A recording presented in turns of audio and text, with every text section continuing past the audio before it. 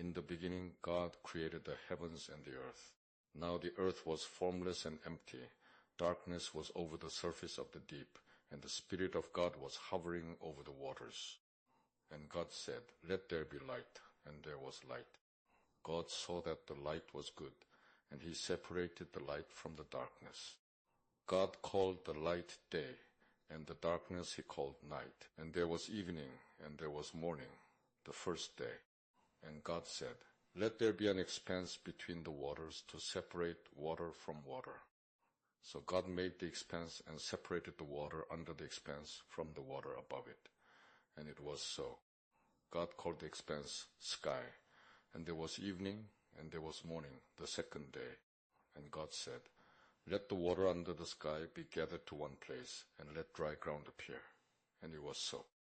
God called the dry ground land, and the gathered waters he called seas. And God saw that it was good. Then God said, "Let the land produce vegetation, seed-bearing plants and trees on the land that bear fruit with seed in it, according to their various kinds." And it was so. The land produced vegetation, plants bearing seed according to their kinds, and trees bearing fruit with seed in it, according to their kinds. And God saw that it was good. And there was evening, and there was morning, the third day. And God said, "Let there be lights in the expanse of the sky to separate the day from the night, and let them serve as signs to mark seasons and days and years. And let them be lights in the expanse of the sky to give light on the earth." And it was so. God made two great lights, the greater light to govern the day, and the lesser light to govern the night. He also made the stars. God set them in the expanse of the sky to give light on the earth, to govern the day and the night, and to separate light from darkness. And God saw that it was good. And there was evening, and there was morning, the fourth day. And God said, "Let the water teem with living creatures, and let birds fly above the earth across the expanse of the sky." So God created the great creatures of the sea, and every living and moving thing with which the water teems, according to their kinds, and every winged bird according to its kind. And God saw that it was good.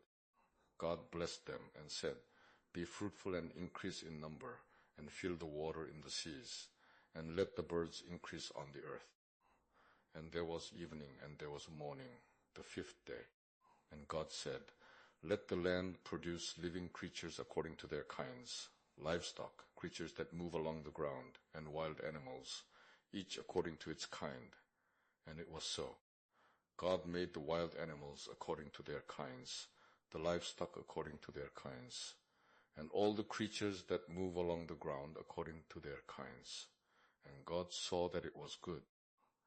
Then God said, "Let us make man in our image, in our likeness, and let them rule over the fish of the sea and the birds of the air, over the livestock, over all the earth, and over all the creatures that move along the ground." So God created man in his own image.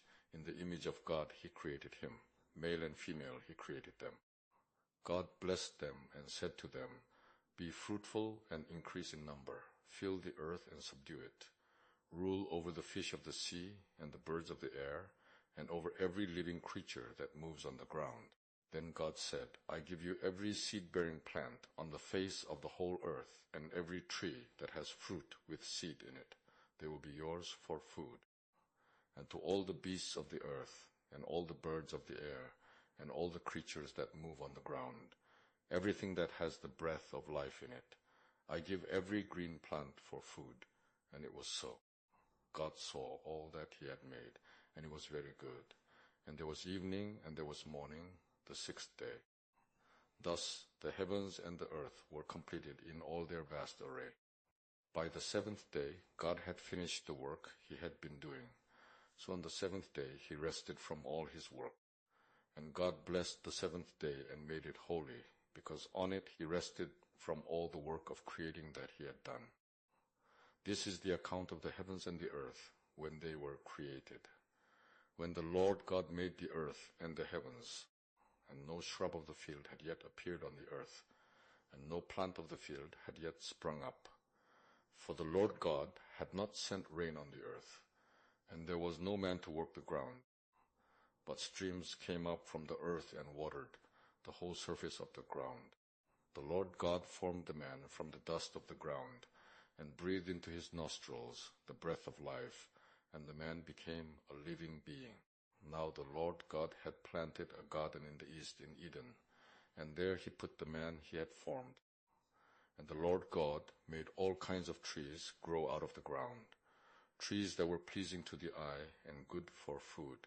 In the middle of the garden were the tree of life and the tree of the knowledge of good and evil.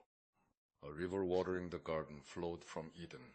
From there it was separated into 4 headwaters. The name of the first is the Pishon. It winds through the entire land of Havilah, where there is gold. The gold of that land is good. Aromatic resin and onyx are also there. The name of the second river is the Gihon. It winds through the entire land of Cush. The name of the third river is the Tigris. It runs along the east side of Ashur. And the fourth river is the Euphrates. The Lord God took the man and put him in the Garden of Eden to work it and take care of it. And the Lord God commanded the man, "You are free to eat from any tree in the garden, but you must not eat from the tree of the knowledge of good and evil, for when you eat of it, you will surely die." The Lord God said, "It is not good for the man to be alone. I will make a helper suitable for him." Now the Lord God had formed out of the ground all the beasts of the field and all the birds of the air. He brought them to the man to see what he would name them, and whatever the man called each living creature, that was its name. So the man gave names to all the livestock, the birds of the air, and all the beasts of the field. But for Adam no suitable helper was found. So the Lord God caused the man to fall into a deep sleep, and while he was sleeping, he took one of the man's ribs and closed up the place with flesh. Then the Lord God made a woman from the rib he had taken out of the man, and he brought her to the man. The man said, "This is now bone of my bones and flesh of my flesh. She shall be called woman, for she was taken out of man. For this reason a man will leave his father and mother and be united to his wife, and they will become one flesh." The man and his wife were both naked, and they felt no shame. Now the serpent was more crafty than any of the wild animals the Lord God had made. He said to the woman, "Did God really say, 'You must not eat from any tree in the garden'?" The woman said to the serpent, "We may eat fruit from the trees in the garden." But God did say, "You must not eat fruit from the tree that is in the middle of the garden, and you must not touch it, or you will die." "You will not surely die," the serpent said to the woman, "for God knows that when you eat of it, your eyes will be opened, and you will be like God, knowing good and evil." When the woman saw that the fruit of the tree was good for food and pleasing to the eye, and also desirable for gaining wisdom, she took some and ate it. She also gave some to her husband, who was with her, and he ate it. Then the eyes of both of them were opened, and they realized they were naked. So they sewed fig leaves together and made coverings for themselves. Then the man and his wife heard the sound of the Lord God as he was walking in the garden in the cool of the day, and they hid from the Lord God among the trees of the garden. But the Lord God called to the man, "Where are you?" He answered, "I heard you in the garden, and I was afraid because I was naked, so I hid." And he said, "Who told you that you were naked? Have you eaten from the tree that I commanded you not to eat from?" The man said, "The woman you put here with me, she gave me some fruit from the tree, and I ate it." Then the Lord God said to the woman, "What is this you have done?" The woman said, "The serpent deceived me, and I ate." So the Lord God said to the serpent, "Because you have done this, cursed are you above all the livestock and all the wild animals. You will crawl on your belly, and you will eat dust all the days of your life. And I will put enmity between you and the woman, and between your offspring and hers. He will crush your head, and you will strike his heel." To the woman he said, "I will greatly increase your pains in childbearing. With pain you will give birth to children. Your desire will be for your husband, and he will rule over you." To Adam he said, "Because you listened to your wife and ate from the tree about which I commanded you, you must not eat of it. Cursed is the ground because of you. Through painful toil you will eat of it all the days of your life. It will produce thorns and thistles for you, and you will eat the plants of the field. By the sweat of your brow you will eat your food until you return to the ground, since from it you were taken. For dust you are, and to dust you will return. Adam named his wife Eve, because she would become the mother of all the living. The Lord God made garments of skin for Adam and his wife and clothed them. And the Lord God said, "The man has now become like one of us, knowing good and evil. He must not be allowed to reach out his hand and take also from the tree of life and eat and live forever." So the Lord God banished him from the Garden of Eden to work the ground from which he had been taken. After he drove the man out, he placed on the east side of the Garden of Eden cherubim and a flaming sword flashing back and forth to guard the way to the tree of life.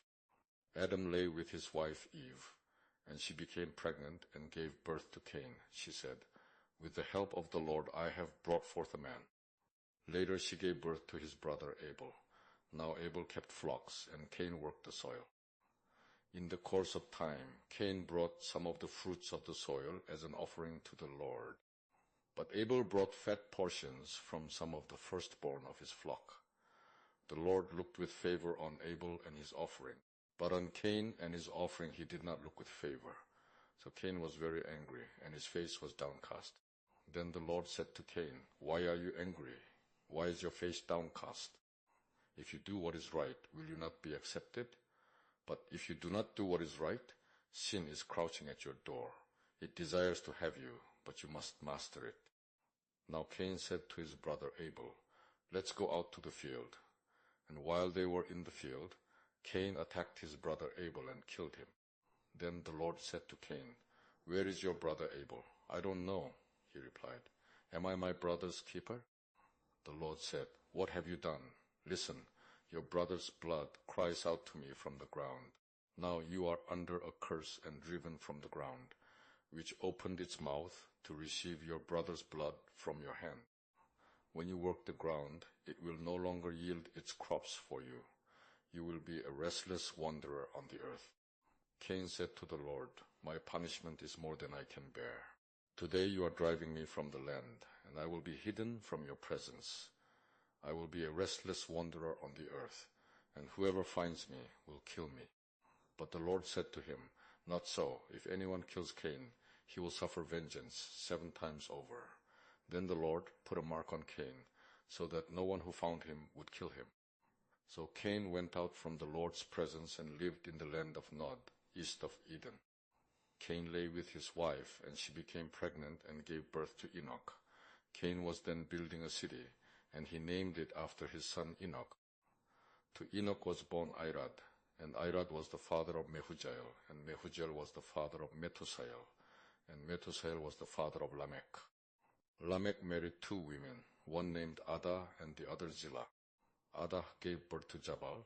He was the father of those who live in tents and raise livestock. His brother's name was Jubal. He was the father of all who play the harp and flute. Zillah also had a son, Tubal-Cain, who forged all kinds of tools out of bronze and iron. Tubal-Cain's sister was Naamah. Lamech said to his wives, Ada and Zillah, "Listen to me. Wives of Lamech, hear my words. I have killed a man for wounding me, a young man for injuring me. If Cain is avenged 7 times, then Lamech 77 times. Adam lay with his wife again, and she gave birth to a son and named him Seth, saying, "God has granted me another child in place of Abel, since Cain killed him." Seth also had a son, and he named him Enosh. At that time men began to call on the name of the Lord. This is the written account of Adam's line. When God created man, he made him in the likeness of God. He created them male and female and blessed them. And when they were created, he called them man. When Adam had lived 130 years, he had a son in his own likeness, in his own image, and he named him Seth. After Seth was born, Adam lived 800 years and had other sons and daughters. Altogether, Adam lived 500 years, and then he died. When Seth had lived 105 years, he became the father of Enosh. And after he became the father of Enosh, Seth lived 807 years and had other sons and daughters. Altogether, Seth lived 912 years, and then he died. When Enosh had lived 90 years, he became the father of Kenan. And after he became the father of Kenan, Enosh lived 850 years and had other sons and daughters. Altogether, Enosh lived 5 years, and then he died. When Kenan had lived 70 years, he became the father of Mahalalel. And after he became the father of Mahalalel, Kenan lived 840 years and had other sons and daughters. Altogether, Kenan lived 10 years, and then he died. When Mahalalel had lived 65 years, he became the father of Jared. And after he became the father of Jared, Mahalalel lived 530 years and had other sons and daughters. Altogether, Mahalalel lived 895 years, and then he died. When Jared had lived 162 years, he became the father of Enoch. And after he became the father of Enoch, Jared lived 800 years and had other sons and daughters. Altogether, Jared lived 962 years, and then he died. When Enoch had lived 65 years, he became the father of Methuselah. And after he became the father of Methuselah, Enoch walked with God 300 years and had other sons and daughters. Altogether, Enoch lived 365 years. Enoch walked with God. Then he was no more, because God took him away. When Methuselah had lived 187 years, he became the father of Lamech. And after he became the father of Lamech, Methuselah lived 782 years and had other sons and daughters. Altogether, Methuselah lived 969 years, and then he died. When Lamech had lived 82 years, he had a son. He named him Noah and said, "He will comfort us in the labor and painful toil of our hands, caused by the ground the Lord has cursed." After Noah was born, Lamech lived 595 years and had other sons and daughters. Altogether, Lamech lived 77 years, and then he died. After Noah was 500 years old, he became the father of Shem, Ham, and Japheth. When men began to increase in number on the earth and daughters were born to them, the sons of God saw that the daughters of men were beautiful, and they married any of them they chose. Then the Lord said, "My spirit will not contend with man forever, for he is mortal. His days will be 120 years. The Nephilim were on the earth in those days, and also afterward, when the sons of God went to the daughters of men and had children by them. They were the heroes of old, men of renown. The Lord saw how great man's wickedness on the earth had become, and that every inclination of the thoughts of his heart was only evil all the time. The Lord was grieved that he had made man on the earth, and his heart was filled with pain. So the Lord said, "I will wipe mankind whom I have created from the face of the earth, men and animals, and creatures that move along the ground, and birds of the air, for I am grieved that I have made them." But Noah found favor in the eyes of the Lord. This is the account of Noah. Noah was a righteous man, blameless among the people of his time, and he walked with God. Noah had 3 sons, Shem, Ham, and Japheth. Now the earth was corrupt in God's sight and was full of violence. God saw how corrupt the earth had become, for all the people on earth had corrupted their ways. So God said to Noah, "I am going to put an end to all people, for the earth is filled with violence because of them. I am surely going to destroy both them and the earth. So make yourself an ark of cypress wood, make rooms in it, and coat it with pitch inside and out. This is how you are to build it. The ark is to be 450 feet long, 75 feet wide, and 45 feet high. Make a roof for it and finish the ark to within 18 inches of the top. Put a door in the side of the ark and make lower, middle, and upper decks. I am going to bring flood waters on the earth to destroy all life under the heavens. Every creature that has the breath of life in it, everything on earth will perish. But I will establish my covenant with you, and you will enter the ark, you and your sons and your wife, and your sons' wives with you. You to bring into the ark 2 of all living creatures, male and female, to keep them alive with you. 2 of every kind of bird, of every kind of animal, and of every kind of creature that moves along the ground will come to you to be kept alive. You are to take every kind of food that is to be eaten and store it away as food for you and for them." Noah did everything just as God commanded him. The Lord then said to Noah, "Go into the ark, you and your whole family, because I have found you righteous in this generation. Take with you 7 of every kind of clean animal, a male and its mate, and 2 of every kind of unclean animal, a male and its mate, and also 7 of every kind of bird, male and female, to keep their various kinds alive throughout the earth. 7 days from now I will send rain on the earth for 40 days and 40 nights, and I will wipe from the face of the earth every living creature I have made." And Noah did all that the Lord commanded him. Noah was 600 years old when the flood waters came on the earth. And Noah and his sons and his wife and his sons' wives entered the ark to escape the waters of the flood. Pairs of clean and unclean animals, of birds, and of all creatures that move along the ground, male and female, came to Noah and entered the ark as God had commanded Noah. And after the 7 days, the flood waters came on the earth. In the 600th year of Noah's life, on the 17th day of the 2nd month, on that day all the springs of the great deep burst forth, and the floodgates of the heavens were opened, and rain fell on the earth 40 days and 40 nights.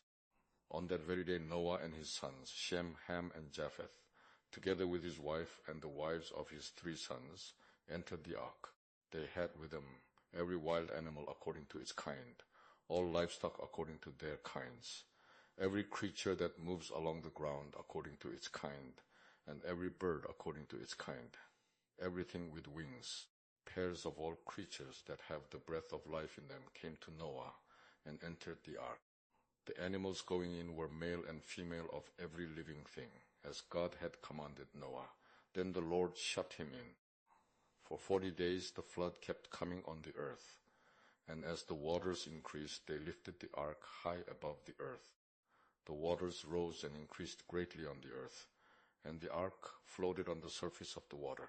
They rose greatly on the earth, and all the high mountains under the entire heavens were covered.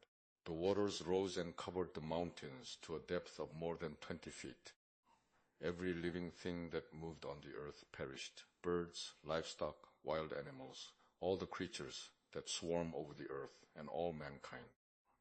Everything on dry land that had the breath of life in its nostrils died.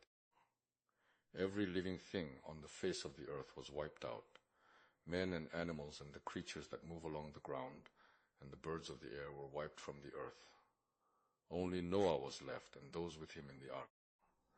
The waters flooded the earth for 150 days. But God remembered Noah and all the wild animals and the livestock that were with him in the ark, and he sent a wind over the earth, and the waters receded. Now the springs of the deep and the floodgates of the heavens had been closed, and the rain had stopped falling from the sky. The water receded steadily from the earth. At the end of the 150 days, the water had gone down. And on the 17th day of the 7th month, the ark came to rest on the mountains of Ararat. The waters continued to recede until the 10th month, and on the first day of the 10th month, the tops of the mountains became visible. After 40 days, Noah opened the window he had made in the ark and sent out a raven, and it kept flying back and forth until the water had dried up from the earth.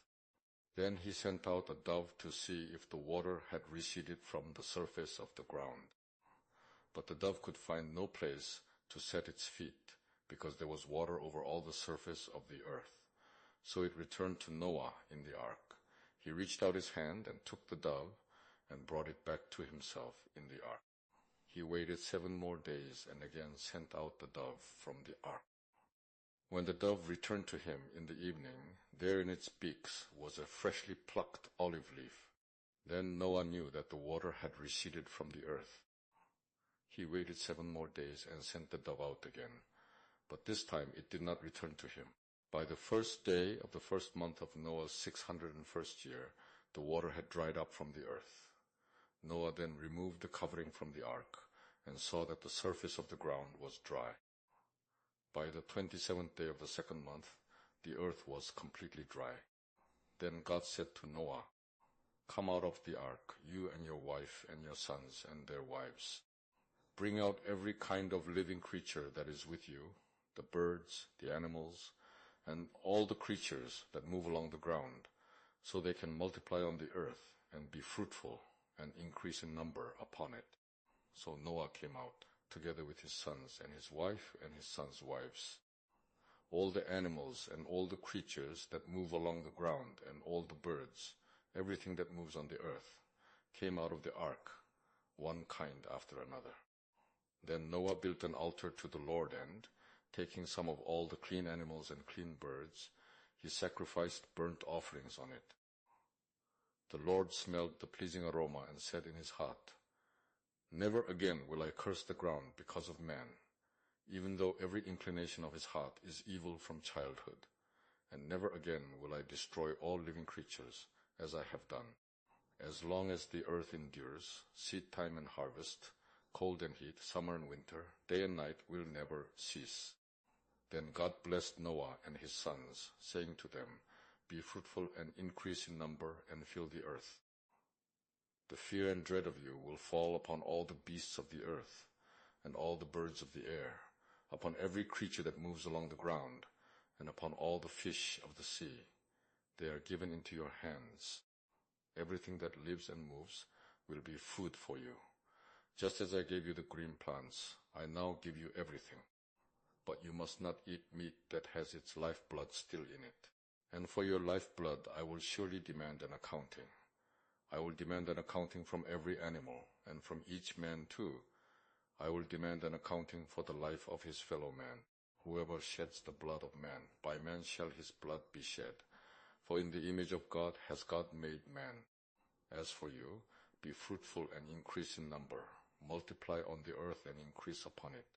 Then God said to Noah and to his sons with him, "I now establish my covenant with you and with your descendants after you, and with every living creature that was with you, the birds, the livestock, and all the wild animals, all those that came out of the ark with you, every living creature on earth.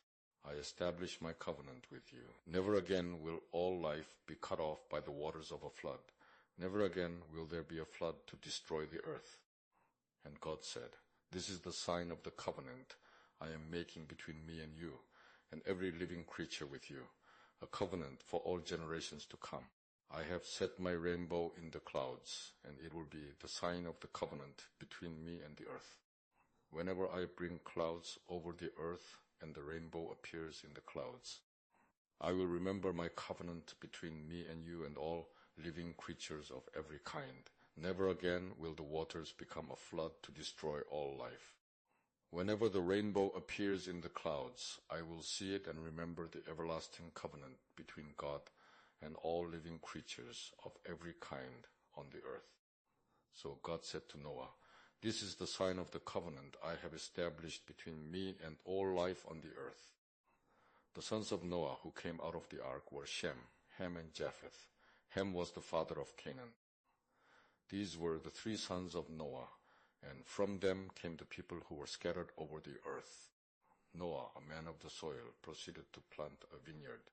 When he drank some of its wine, he became drunk and lay uncovered inside his tent.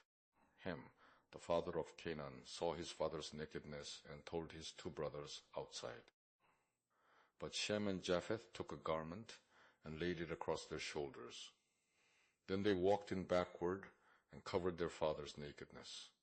Their faces were turned the other way, so that they would not see their father's nakedness. When Noah awoke from his wine and found out what his youngest son had done to him, he said, "Cursed be Canaan, the lowest of slaves will he be to his brothers." He also said, "Blessed be the Lord, the God of Shem. May Canaan be the slave of Shem. May God extend the territory of Japheth. May Japheth live in the tents of Shem, and may Canaan be his slave." After the flood, Noah lived 350 years. Altogether, Noah lived 50 years, and then he died. This is the account of Shem, Ham, and Japheth, Noah's sons, who themselves had sons after the flood. The sons of Japheth, Gomer, Magog, Madai, Javan, Tubal, Meshech, and Tiras. The sons of Gomer, Ashkenaz, Riphat, and Togarmah.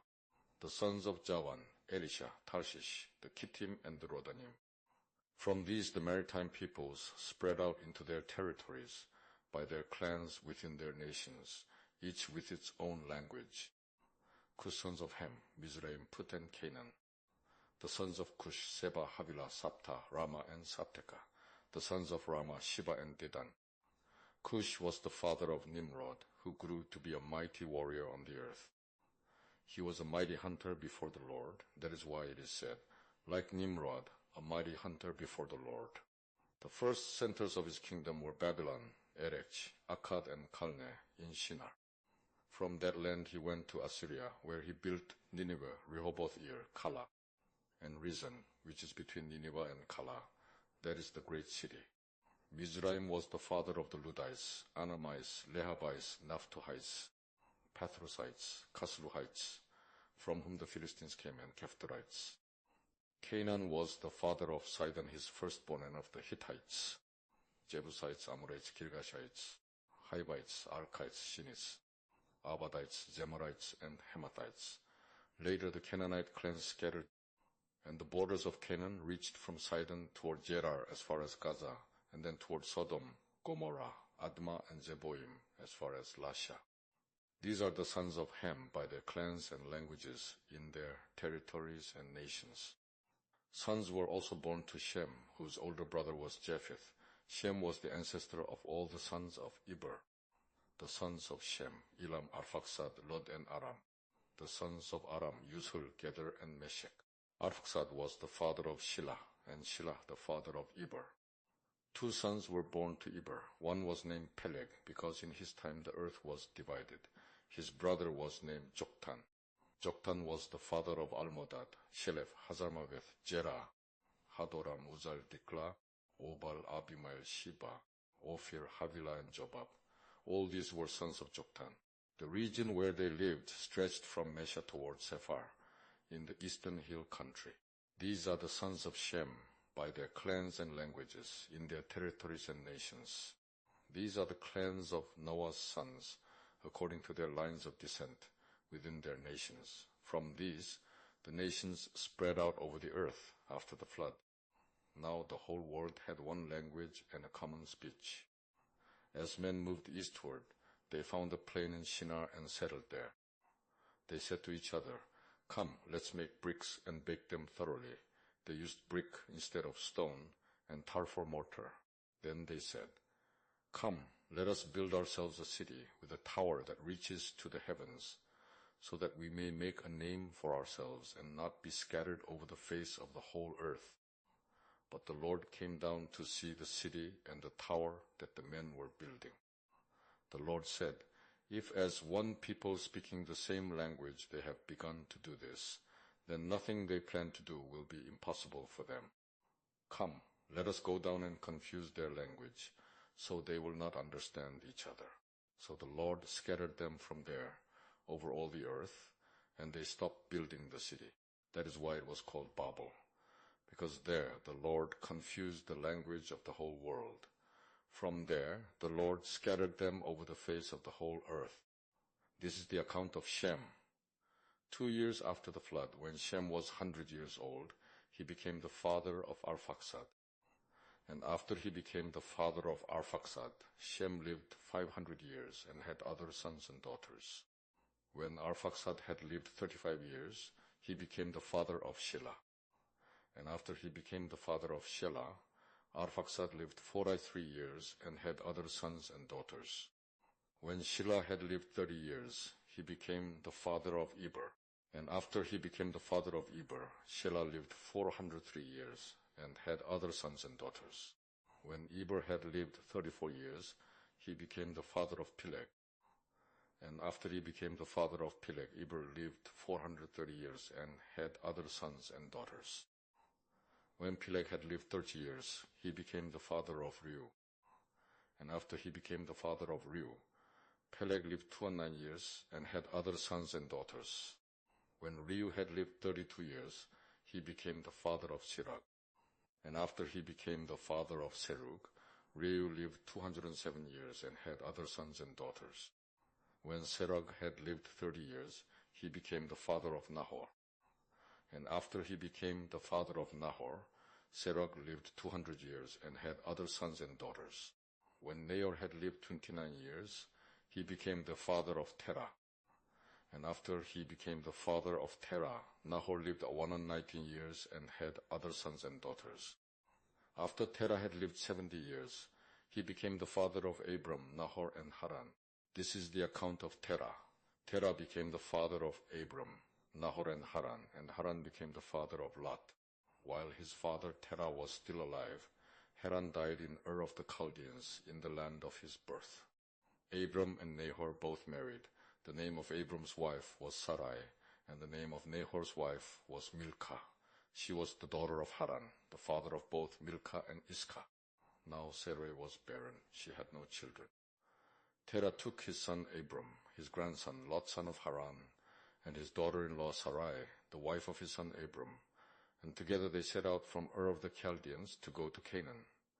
But when they came to Haran, they settled there. Terah lived 5 years, and he died in Haran. The Lord had said to Abram, "Leave your country, your people, and your father's household, and go to the land I will show you. I will make you into a great nation, and I will bless you. I will make your name great, and you will be a blessing.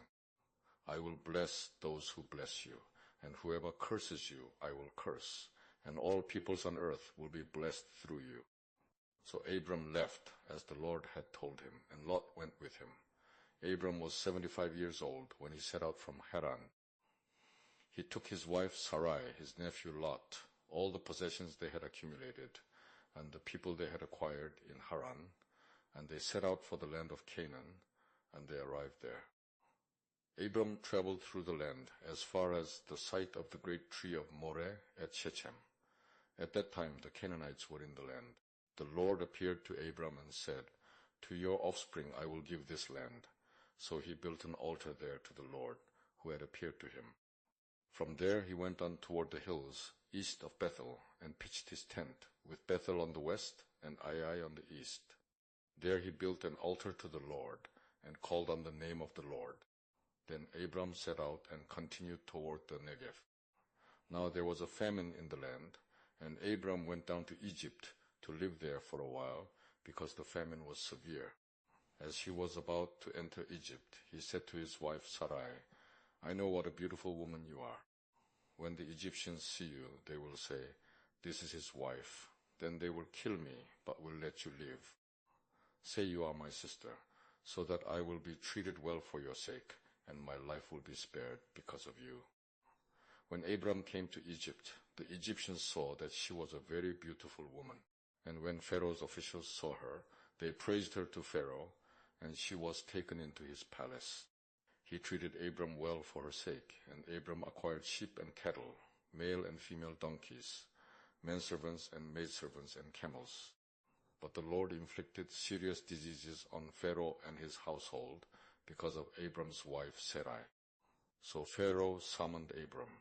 "What have you done to me?" he said. "Why didn't you tell me she was your wife? Why did you say, 'She is my sister,' so that I took her to be my wife? Now then, here is your wife. Take her and go." Then Pharaoh gave orders about Abram to his men, and they sent him on his way with his wife and everything he had. So Abram went up from Egypt to the Negev with his wife and everything he had, and Lot went with him. Abram had become very wealthy in livestock and in silver and gold. From the Negev he went from place to place until he came to Bethel, to the place between Bethel and Ai, where his tent had been earlier, and where he had first built an altar. There Abram called on the name of the Lord. Now Lot, who was moving about with Abram, also had flocks and herds and tents. But the land could not support them while they stayed together, for their possessions were so great that they were not able to stay together. And quarreling arose between Abram's herdsmen and the herdsmen of Lot. The Canaanites and Perizzites were also living in the land at that time. So Abram said to Lot, "Let's not have any quarreling between you and me, or between your herdsmen and mine, for we are brothers. Is not the whole land before you? Let's part company. If you go to the left, I'll go to the right. If you go to the right, I'll go to the left." Lot looked up and saw that the whole plain of the Jordan was well watered, like the garden of the Lord, like the land of Egypt toward Zoar. This was before the Lord destroyed Sodom and Gomorrah. So Lot chose for himself the whole plain of the Jordan and set out toward the east. The two men parted company. Abram lived in the land of Canaan, while Lot lived among the cities of the plain and pitched his tents near Sodom. Now the men of Sodom were wicked and were sinning greatly against the Lord. The Lord said to Abram after Lot had parted from him, "Lift up your eyes from where you are and look north and south, east and west. All the land that you see, I will give to you and your offspring forever. I will make your offspring like the dust of the earth, so that if anyone could count the dust, then your offspring could be counted. Go, walk through the length and breadth of the land, for I am giving it to you." So Abram moved his tents and went to live near the great trees of Mamre at Hebron, where he built an altar to the Lord. At this time Amraphel king of Shinar, Arioch king of Elasah, Kedorlaomer king of Elam, and Tidal king of Goyim went to war against Bera king of Sodom, Birsha king of Gomorrah, Shinab king of Admah, Shemeber king of Zeboim, and the king of Bela, that is Zoar. All these latter kings joined forces in the valley of Siddim, the Salt Sea. For 12 years they had been subject to Kedorlaomer, but in the 13th year they rebelled. In the 14th year, Kedorlaomer and the kings allied with him went out and defeated the Rephaites in Ashtaroth Karnaim, the Zuzites in Ham, the Emites in Shaveh Kiriathaim, and the Horites in the hill country of Shear, as far as El Paran near the desert. Then they turned back and went to En-Mishpat, that is Kadesh, and they conquered the whole territory of the Amalekites, as well as the Amorites who were living in Hazazon Tamar.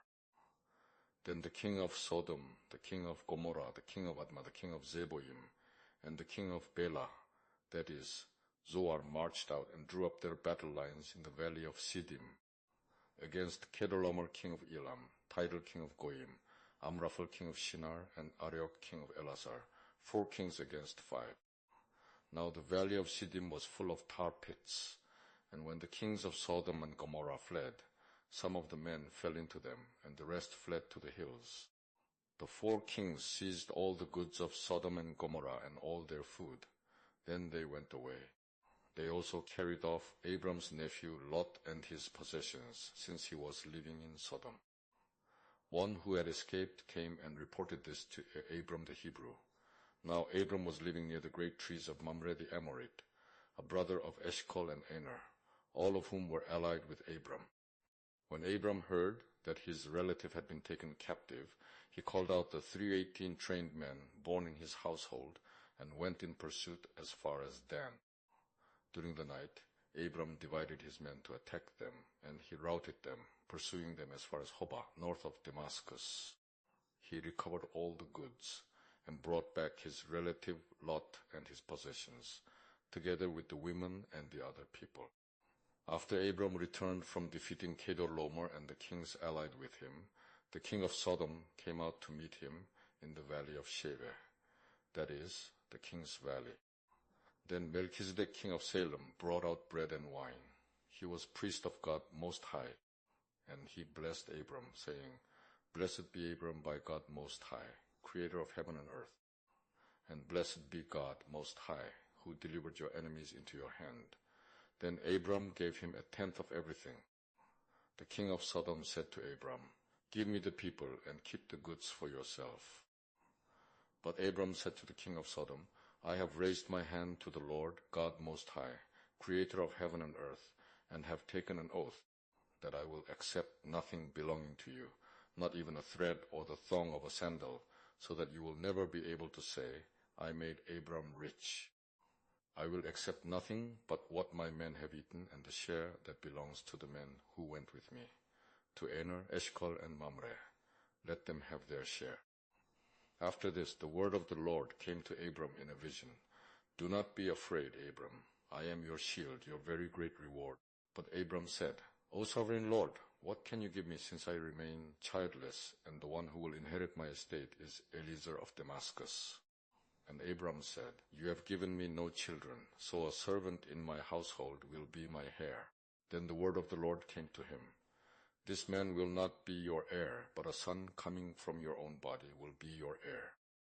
He took him outside and said, "Look up at the heavens and count the stars, if indeed you can count them." Then he said to him, "So shall your offspring be." Abram believed the Lord, and he credited it to him as righteousness. He also said to him, "I am the Lord, who brought you out of Ur of the Chaldeans to give you this land to take possession of it." But Abram said, "O sovereign Lord, how can I know that I will gain possession of it?" So the Lord said to him, "Bring me a heifer, a goat, and a ram, each 3 years old, along with a dove and a young pigeon." Abram brought all these to him, cut them in two, and arranged the halves opposite each other. The birds, however, he did not cut in half. Then birds of prey came down on the carcasses, but Abram drove them away. As the sun was setting, Abram fell into a deep sleep, and a thick and dreadful darkness came over him. Then the Lord said to him, "Know for certain that your descendants will be strangers in a country not their own, and they will be enslaved and mistreated 400 years. But I will punish the nation they serve as slaves, and afterward they will come out with great possessions. You, however, will go to your fathers in peace and be buried at a good old age. In the 4th generation your descendants will come back here, for the sin of the Amorites has not yet reached its full measure." When the sun had set and darkness had fallen, a smoking firepot with a blazing torch appeared and passed between the pieces. On that day the Lord made a covenant with Abram and said, "To your descendants I give this land, from the river of Egypt to the great river, the Euphrates, the land of the Kenites, Kenizzites, Kadmonites, Hittites, Perizzites, Rephaites, Amorites, Canaanites, Girgashites, and Jebusites." Now Sarai, Abram's wife, had borne him no children, but she had an Egyptian maidservant named Hagar. So she said to Abram, "The Lord has kept me from having children. Go, sleep with my maidservant. Perhaps I can build a family through her." Abram agreed to what Sarai said. So after Abram had been living in Canaan 10 years, Sarai his wife took her Egyptian maidservant Hagar and gave her to her husband to be his wife. He slept with Hagar, and she conceived. When she knew she was pregnant, she began to despise her mistress. Then Sarai said to Abram, "You are responsible for the wrong I am suffering. I put my servant in your arms, and now that she knows she is pregnant, she despises me. May the Lord judge between you and me." "Your servant is in your hands," Abram said. "Do with her whatever you think best." Then Sarai mistreated Hagar, so she fled from her. The angel of the Lord found Hagar near a spring in the desert. It was the spring that is beside the road to Shur. And he said, "Hagar, servant of Sarai, where have you come from, and where are you going?" "I am running away from my mistress Sarai," she answered. Then the angel of the Lord told her, "Go back to your mistress and submit to her." The angel added, "I will so increase your descendants that they will be too numerous to count." The angel of the Lord also said to her, "You are now with child, and you will have a son. You shall name him Ishmael, for the Lord has heard of your misery. He will be a wild donkey of a man. His hand will be against everyone, and everyone's hand against him, and he will live in hostility toward all his brothers." She gave this name to the Lord who spoke to her, "You are the God who sees me," for she said, "I have now seen the one who sees me." That is why the well was called Bir Lahairoi. It is still there, between Kadesh and Bered. So Hagar bore Abram a son, and Abram gave the name Ishmael to the son she had born. Abram was 86 years old when Hagar bore him Ishmael. When Abram was 99 years old, the Lord appeared to him and said, "I am God Almighty. Walk before me and be blameless. I will confirm my covenant between me and you, and will greatly increase your numbers." Abram fell face down, and God said to him, "As for me, this is my covenant with you. You will be the father of many nations. No longer will you be called Abram. Your name will be Abraham, for I have made you a father of many nations. I will make you very fruitful. I will make nations of you, and kings will come from you."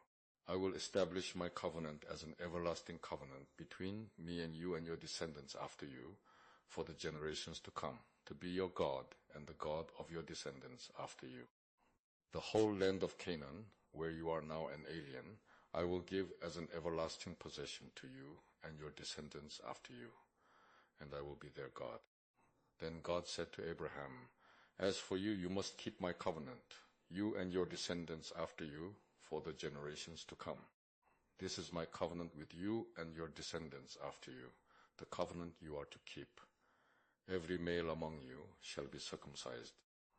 You are to undergo circumcision, and it will be the sign of the covenant between me and you. For the generations to come, every male among you who is 8 days old must be circumcised, including those born in your household or bought with money from a foreigner. Those who are not your offspring, whether born in your household or bought with your money, they must be circumcised. My covenant in your flesh is to be an everlasting covenant. Any uncircumcised male who has not been circumcised in the flesh will be cut off from his people. He has broken my covenant. God also said to Abraham, As for Sarai your wife, you are no longer to call her Sarai. Her name will be Sarah. I will bless her and will surely give you a son by her. I will bless her so that she will be the mother of nations. Kings of peoples will come from her. Abraham fell face down.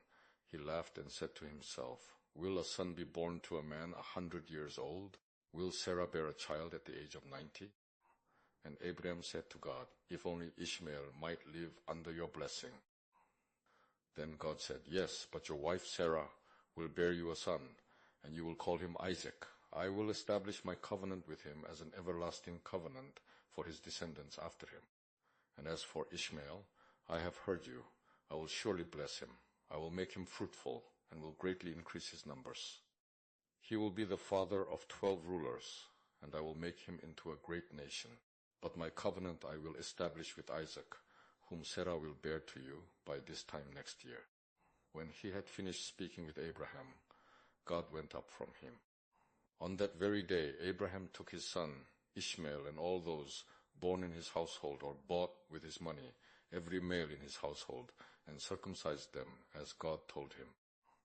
Abraham was 99 years old when he was circumcised, and his son Ishmael was 13. Abraham and his son Ishmael were both circumcised on that same day, and every male in Abraham's household, including those born in his household or bought from a foreigner, was circumcised with him. The Lord appeared to Abraham near the great trees of Mamre, while he was sitting at the entrance to his tent in the heat of the day. Abraham looked up and saw 3 men standing nearby. When he saw them, he hurried from the entrance of his tent to meet them and bowed low to the ground. He said, If I have found favor in your eyes, my Lord, do not pass your servant by. Let a little water be brought, and then you may all wash your feet and rest under this tree. Let me get you something to eat, so you can be refreshed and then go on your way, now that you have come to your servant. Very well, they answered. Do as you say. So Abraham hurried into the tent to Sarah. Quick, he said, get 3 seahs of fine flour and knead it and bake some bread. Then he ran to the herd and selected a choice, tender calf, and gave it to a servant, who hurried to prepare it. He then brought some curds and milk and the calf that had been prepared, and set these before them. While they ate, he stood near them under a tree. Where is your wife Sarah? They asked him. There, in the tent, he said. Then the Lord said, I will surely return to you about this time next year, and Sarah your wife will have a son. Now Sarah was listening at the entrance to the tent, which was behind him. Abraham and Sarah were already old and well advanced in years, and Sarah was past the age of childbearing. So Sarah laughed to herself as she thought, After I am worn out and my master is old, will I now have this pleasure? Then the Lord said to Abraham, Why did Sarah laugh and say, Will I really have a child now that I am old? Is anything too hard for the Lord? I will return to you at the appointed time next year, and Sarah will have a son. Sarah was afraid, so she lied and said, I did not laugh. But he said, Yes, you did laugh. When the men got up to leave, they looked down towards Sodom, and Abraham walked along with them to see them on their way. Then the Lord said, "Shall I hide from Abraham what I am about to do?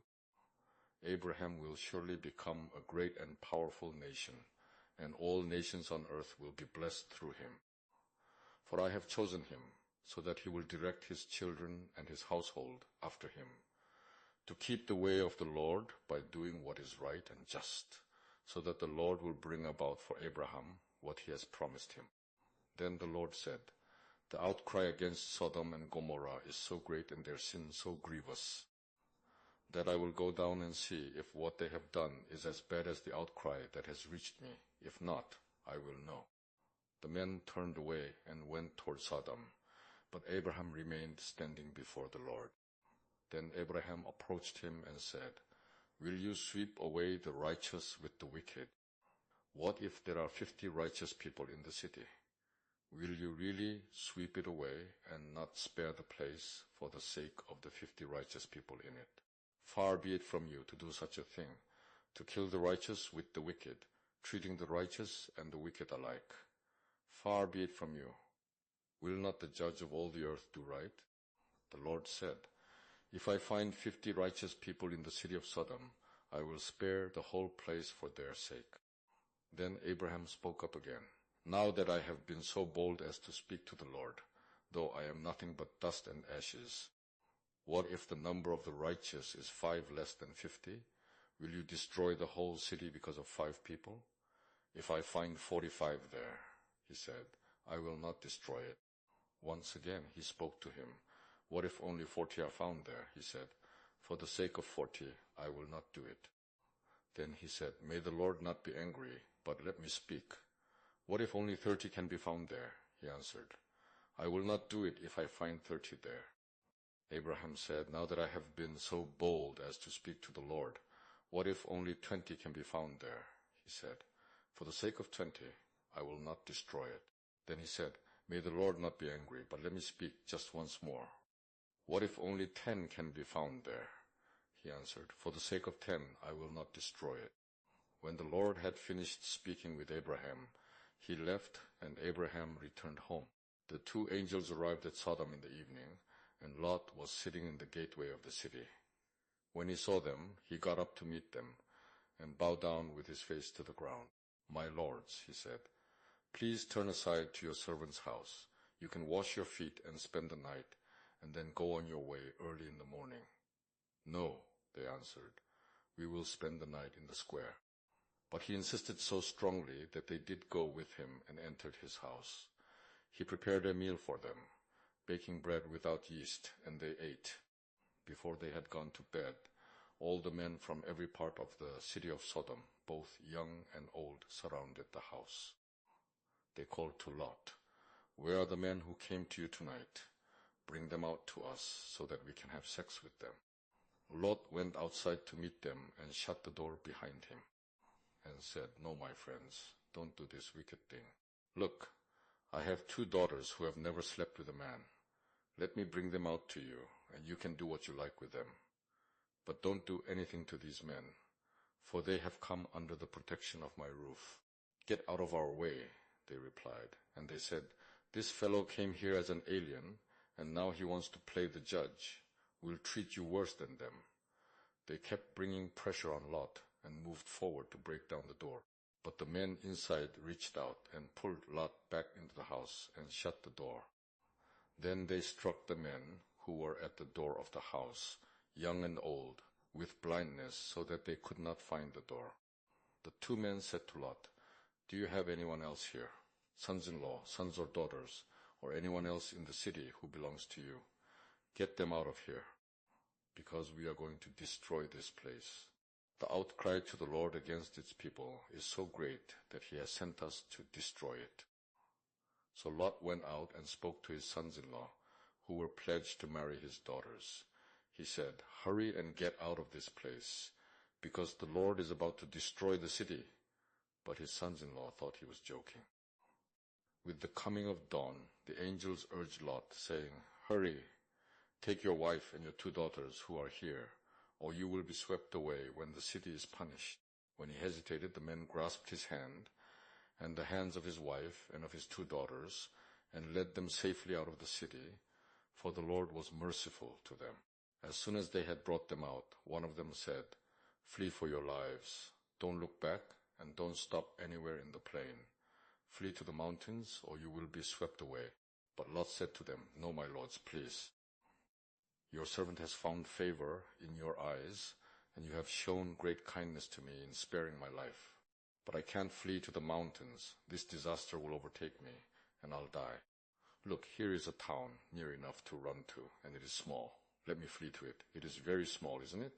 Then my life will be spared." He said to him, "Very well, I will grant this request too.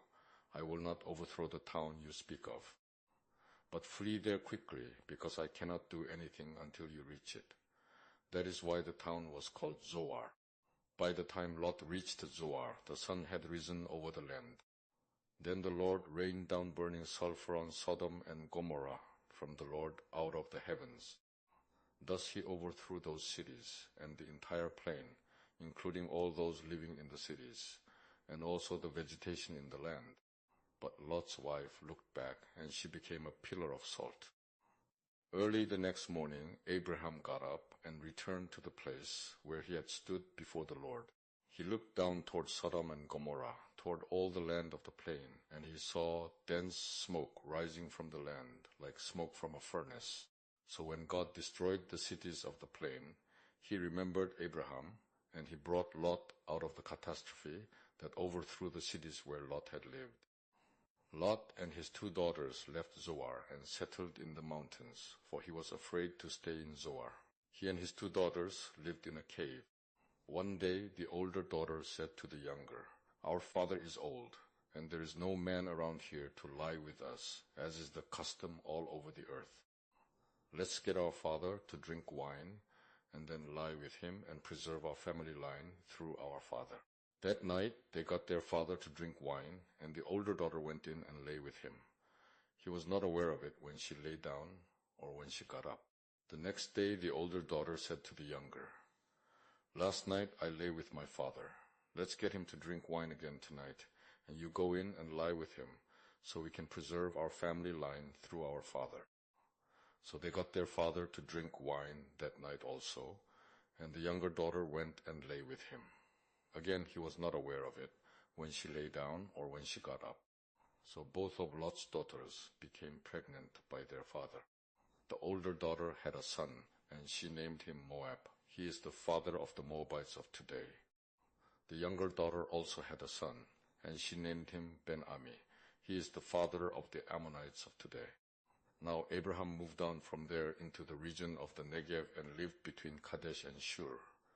For a while he stayed in Gerar, and there Abraham said of his wife Sarah, "She is my sister." Then Abimelech king of Gerar sent for Sarah and took her. But God came to Abimelech in a dream one night and said to him, "You are as good as dead because of the woman you have taken. She is a married woman." Now Abimelech had not gone near her, so he said, "Lord, will you destroy an innocent nation? Did he not say to me, 'She is my sister'? And didn't she also say, 'He is my brother'? I have done this with a clear conscience and clean hands." Then God said to him in the dream, "Yes, I know you did this with a clear conscience, and so I have kept you from sinning against me. That is why I did not let you touch her. Now return the man's wife, for he is a prophet, and he will pray for you, and you will live. But if you do not return her, you may be sure that you and all yours will die." Early the next morning Abimelech summoned all his officials, and when he told them all that had happened, they were very much afraid. Then Abimelech called Abraham in and said, "What have you done to us? How have I wronged you that you have brought such great guilt upon me and my kingdom? You have done things to me that should not be done." And Abimelech asked Abraham, "What was your reason for doing this?" Abraham replied, "I said to myself, there is surely no fear of God in this place, and they will kill me because of my wife. Besides, she really is my sister, the daughter of my father, though not of my mother, and she became my wife. And when God had me wander from my father's household, I said to her, 'This is how you can show your love to me. Everywhere we go, say of me, he is my brother." Then Abimelech brought sheep and cattle and male and female slaves and gave them to Abraham, and he returned Sarah his wife to him. And Abimelech said, "My land is before you, live wherever you like." To Sarah he said, "I am giving your brother 1,000 shekels of silver. This is to cover the offense against you before all who are with you. You are completely vindicated."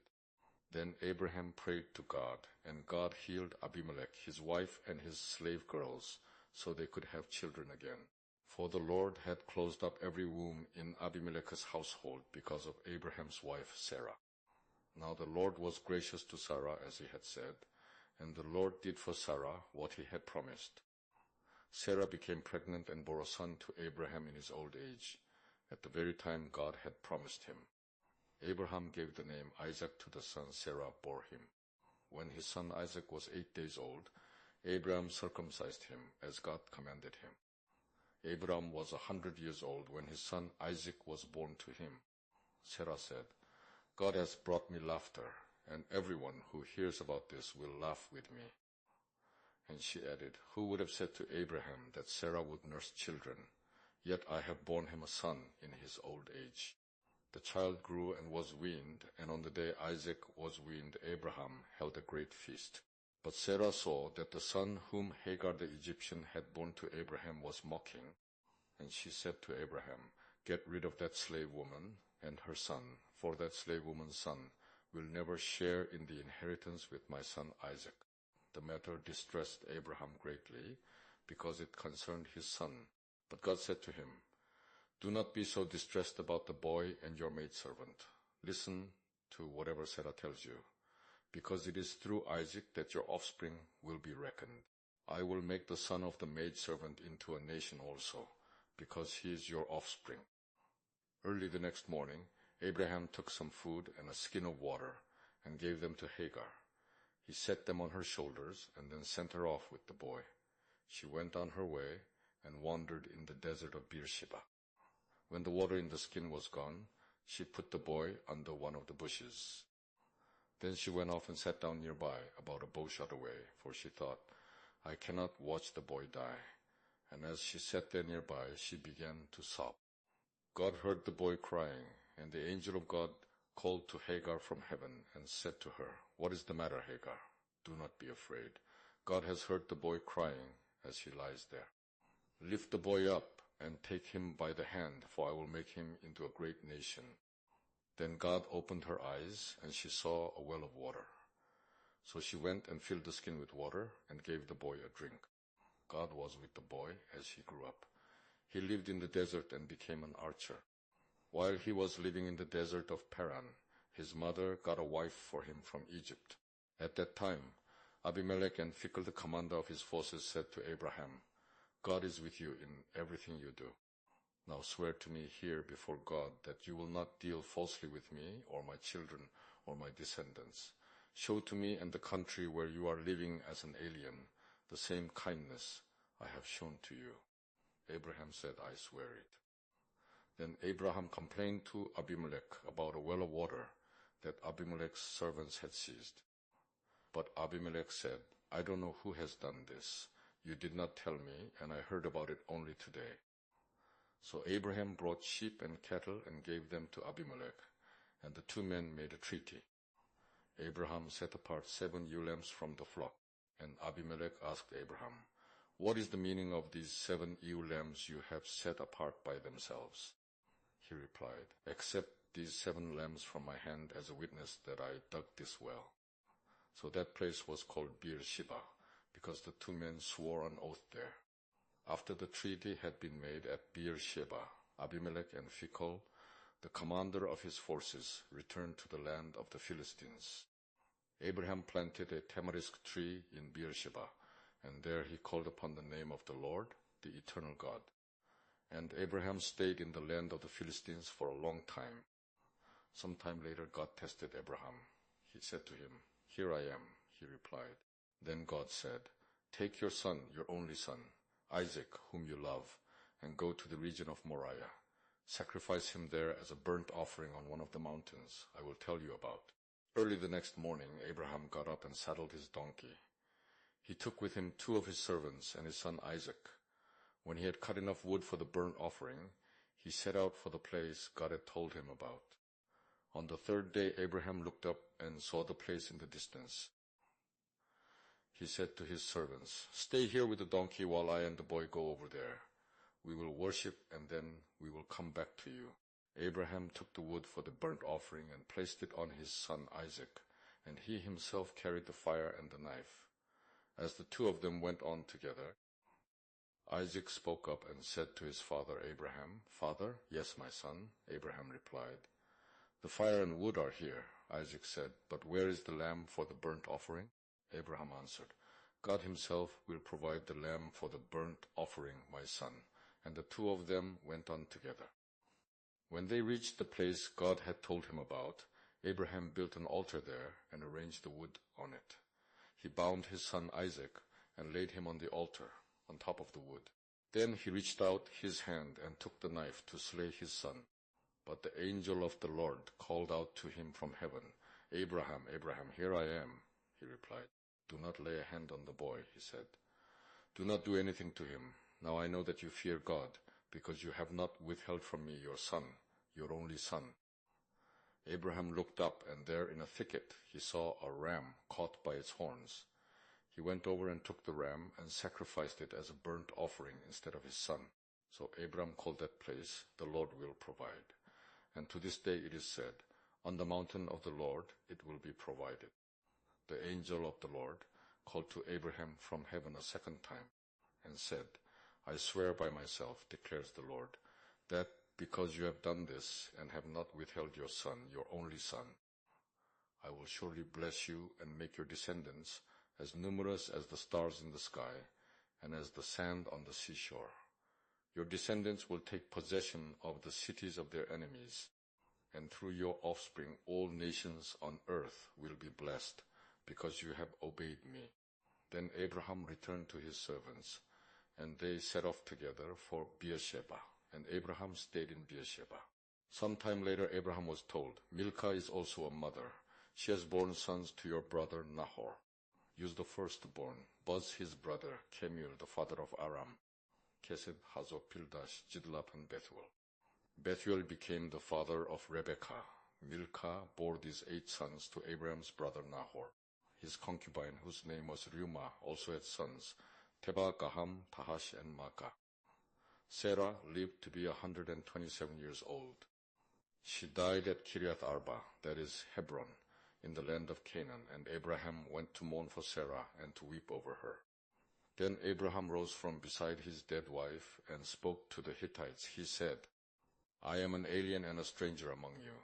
Sell me some property for a burial site here, so I can bury my dead." The Hittites replied to Abraham, "Sir, listen to us. You are a mighty prince among us. Bury your dead in the choicest of our tombs. None of us will refuse you his tomb for burying your dead." Then Abraham rose and bowed down before the people of the land, the Hittites. He said to them, "If you are willing to let me bury my dead, then listen to me and intercede with Ephron son of Zohar on my behalf. So he will sell me the cave of Machpelah, which belongs to him and is at the end of his field. Ask him to sell it to me for the full price as a burial site among you." Ephron the Hittite was sitting among his people, and he replied to Abraham in the hearing of all the Hittites who had come to the gate of his city. "No, my lord," he said, "listen to me. I give you the field, and I give you the cave that is in it. I give it to you in the presence of my people. Bury your dead." Again Abraham bowed down before the people of the land, and he said to Ephron in their hearing, "Listen to me, if you will. I will pay the price of the field. Accept it from me so I can bury my dead there." Ephron answered Abraham, "Listen to me, my lord. The land is worth 400 shekels of silver. But what is that between me and you? Bury your dead."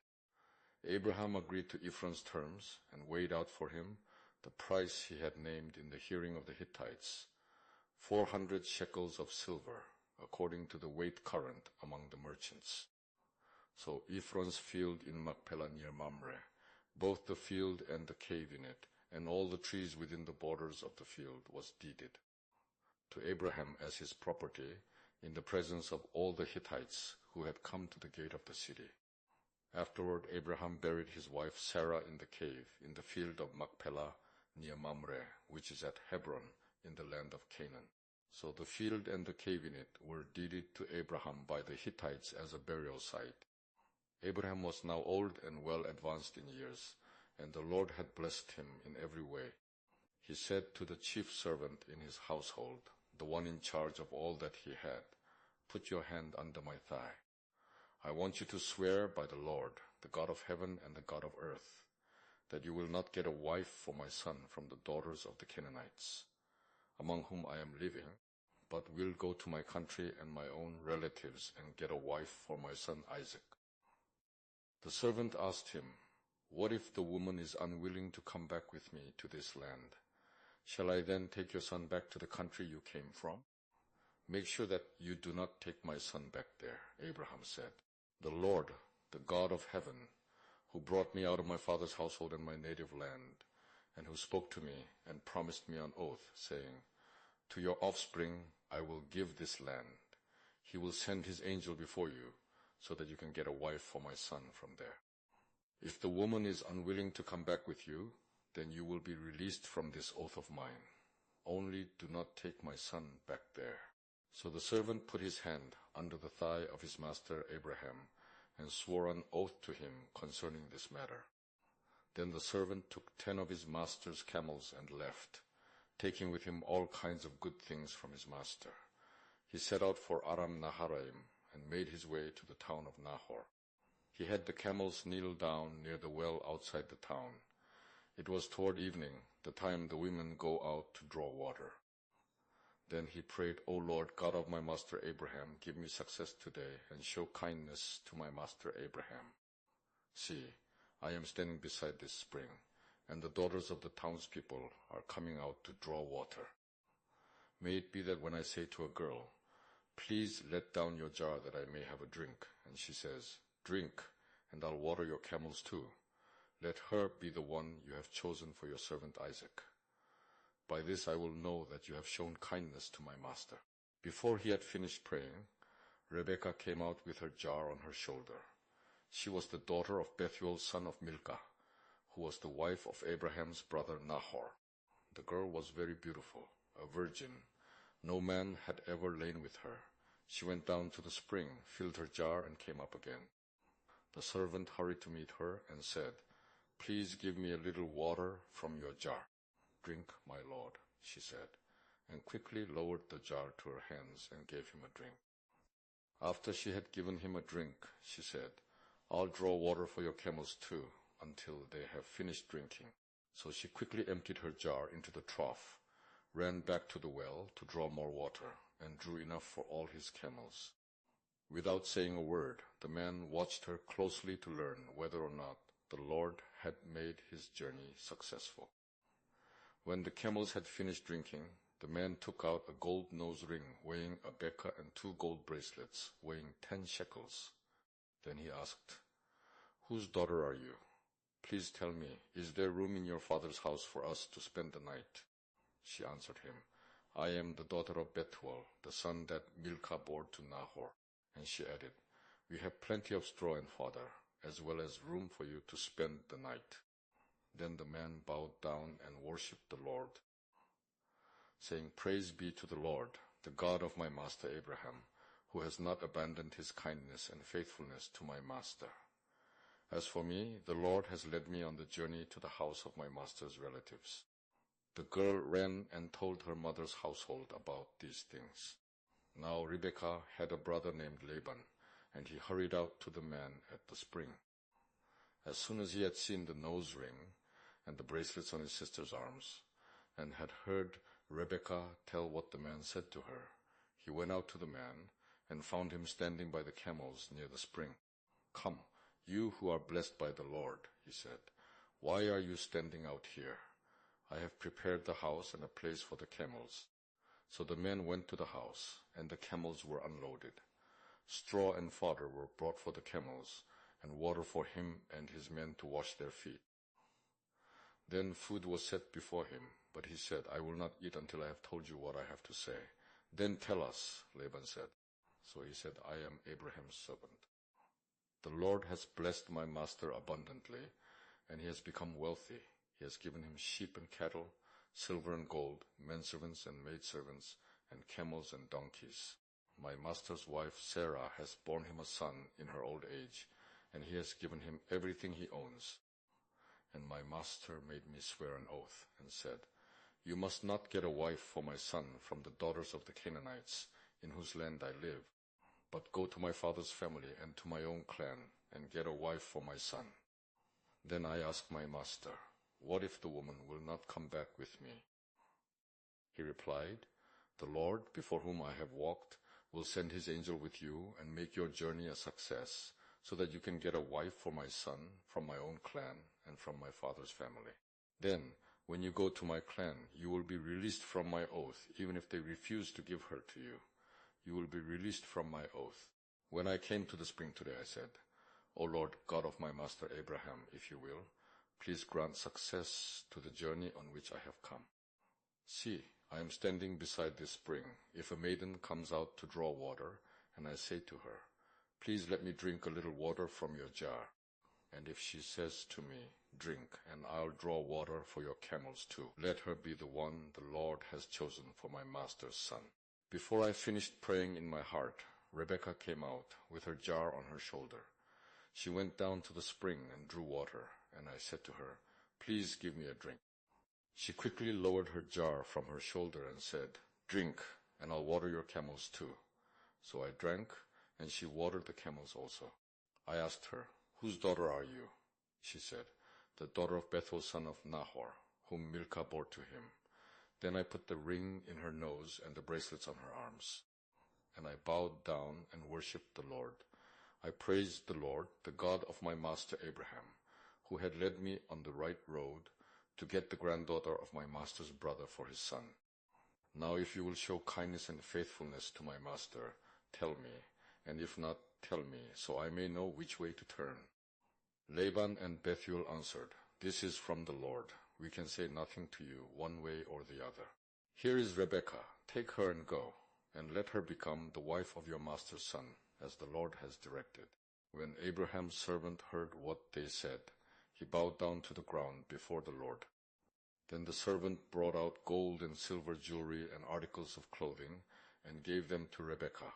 He also gave costly gifts to her brother and to her mother. Then he and the men who were with him ate and drank and spent the night there. When they got up the next morning, he said, Send me on my way to my master. But her brother and her mother replied, Let the girl remain with us 10 days or so, then you may go. But he said to them, Do not detain me. Now that the Lord has granted success to my journey, send me on my way so I may go to my master. Then they said, Let's call the girl and ask her about it. So they called Rebekah and asked her, Will you go with this man? I will go, she said. So they sent their sister Rebekah on her way, along with her nurse and Abraham's servant and his men. And they blessed Rebekah and said to her, Our sister, may you increase to thousands upon thousands. May your offspring possess the gates of their enemies. Then Rebekah and her maids got ready and mounted their camels and went back with the man. So the servant took Rebekah and left. Now Isaac had come from Beer-lahai-roi, for he was living in the Negev. He went out to the field one evening to meditate, and as he looked up, he saw camels approaching. Rebekah also looked up and saw Isaac. She got down from her camel and asked the servant, Who is that man in the field coming to meet us? He is my master, the servant answered. So she took her veil and covered herself. Then the servant told Isaac all he had done. Isaac brought her into the tent of his mother Sarah, and he married Rebekah. So she became his wife, and he loved her. And Isaac was comforted after his mother's death. Abraham took another wife, whose name was Keturah. She bore him Zimran, Jokshan, Medan, Midian, Ishbak, and Shua. Jokshan was the father of Sheba and Dedan. The descendants of Dedan were the Ashurites, the Letushites, and the Lumites. The sons of Midian were Ephah, Epher, Hanok, Abidan, Eldah. All these were descendants of Keturah. Abraham left everything he owned to Isaac. But while he was still living, he gave gifts to the sons of his concubines and sent them away from his son, Isaac, to the land of the east. Altogether, Abraham lived 175 years. Then Abraham breathed his last and died at a good old age, an old man and full of years, and he was gathered to his people. His sons Isaac and Ishmael buried him in the cave of Machpelah near Mamre, in the field of Ephron son of Zohar the Hittite, the field Abraham had bought from the Hittites. There Abraham was buried with his wife Sarah. After Abraham's death, God blessed his son Isaac, who then lived near Beer Lahairoi. This is the account of Abraham's son Ishmael, whom Sarah's maidservant, Hagar the Egyptian, bore to Abraham. These are the names of the sons of Ishmael listed in the order of their birth. Nebaioth the firstborn of Ishmael, Kedar, Adbeel, Mibsam, Mishma, Duma, Massa, Hadad, Tema, Jetur, Naphish, and Kedema. These were the sons of Ishmael, and these are the names of the 12 tribal rulers according to their settlements and camps. Altogether, Ishmael lived 137 years. He breathed his last and died, and he was gathered to his people. His descendants settled in the area from Havilah to Shur, near the border of Egypt, as you go toward Ashur. And they lived in hostility toward all their brothers. This is the account of Abraham's son Isaac. Abraham became the father of Isaac. And Isaac was 40 years old when he married Rebekah, daughter of Bethuel the Aramean, from Padan Aram and sister of Laban the Aramean. Isaac prayed to the Lord on behalf of his wife because she was barren. The Lord answered his prayer, and his wife Rebekah became pregnant. The babies jostled each other within her, and she said, "Why is this happening to me?" So she went to inquire of the Lord. The Lord said to her, "Two nations are in your womb, and two peoples from within you will be separated. One people will be stronger than the other, and the older will serve the younger." When the time came for her to give birth, there were twin boys in her womb. The first to come out was red, and his whole body was like a hairy garment. So they named him Esau. After this, his brother came out, with his hand grasping Esau's heel, so he was named Jacob. Isaac was 60 years old when Rebekah gave birth to them. The boys grew up, and Esau became a skillful hunter, a man of the open country, while Jacob was a quiet man, staying among the tents. Isaac, who had a taste for wild game, loved Esau, but Rebekah loved Jacob. Once when Jacob was cooking some stew, Esau came in from the open country, famished. He said to Jacob, "Quick, let me have some of that red stew. I'm famished." That is why he was also called Edom. Jacob replied, "First sell me your birthright." "Look, I am about to die," Esau said. "What good is the birthright to me?" But Jacob said, "Swear to me first." So he swore an oath to him, selling his birthright to Jacob. Then Jacob gave Esau some bread and some lentil stew. He ate and drank, and then got up and left. So Esau despised his birthright. Now there was a famine in the land, besides the earlier famine of Abraham's time. And Isaac went to Abimelech, king of the Philistines, in Gerar. The Lord appeared to Isaac and said, "Do not go down to Egypt. Live in the land where I tell you to live. Stay in this land for a while, and I will be with you and will bless you. For to you and your descendants I will give all these lands, and will confirm the oath I swore to your father Abraham. I will make your descendants as numerous as the stars in the sky, and will give them all these lands, and through your offspring all nations on earth will be blessed, because Abraham obeyed me and kept my requirements, my commands, my decrees, and my laws." So Isaac stayed in Gerar. When the men of that place asked him about his wife, he said, "She is my sister," because he was afraid to say, "She is my wife." He thought, "The men of this place might kill me on account of Rebekah, because she is beautiful." When Isaac had been there a long time, Abimelech, king of the Philistines, looked down from a window and saw Isaac caressing his wife Rebekah. So Abimelech summoned Isaac and said, "She is really your wife. Why did you say, 'She is my sister'?" Isaac answered him, "Because I thought I might lose my life on account of her." Then Abimelech said, "What is this you have done to us? One of the men might well have slept with your wife, and you would have brought guilt upon us."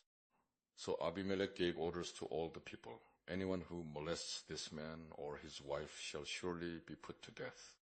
Isaac planted crops in that land, and the same year reaped 100-fold, because the Lord blessed him. The man became rich, and his wealth continued to grow until he became very wealthy. He had so many flocks and herds and servants that the Philistines envied him. So all the wells that his father's servants had dug in the time of his father Abraham, the Philistines stopped up, filling them with earth. Then Abimelech said to Isaac, "Move away from us. You have become too powerful for us." So Isaac moved away from there and encamped in the valley of Gerar and settled there. Isaac reopened the wells that had been dug in the time of his father Abraham, which the Philistines had stopped up after Abraham died, and he gave them the same names his father had given them. Isaac's servants dug in the valley and discovered a well of fresh water there. But the herdsmen of Gerar quarreled with Isaac's herdsmen and said, "The water is ours." So he named the well Esek, because they disputed with him. Then they dug another well, but they quarreled over that one also, so he named it Sitnah. He moved on from there and dug another well, and no one quarreled over it. He named it Rehoboth, saying, "Now the Lord has given us room, and we will flourish in the land." From there he went up to Beersheba. That night the Lord appeared to him and said, "I am the God of your father Abraham.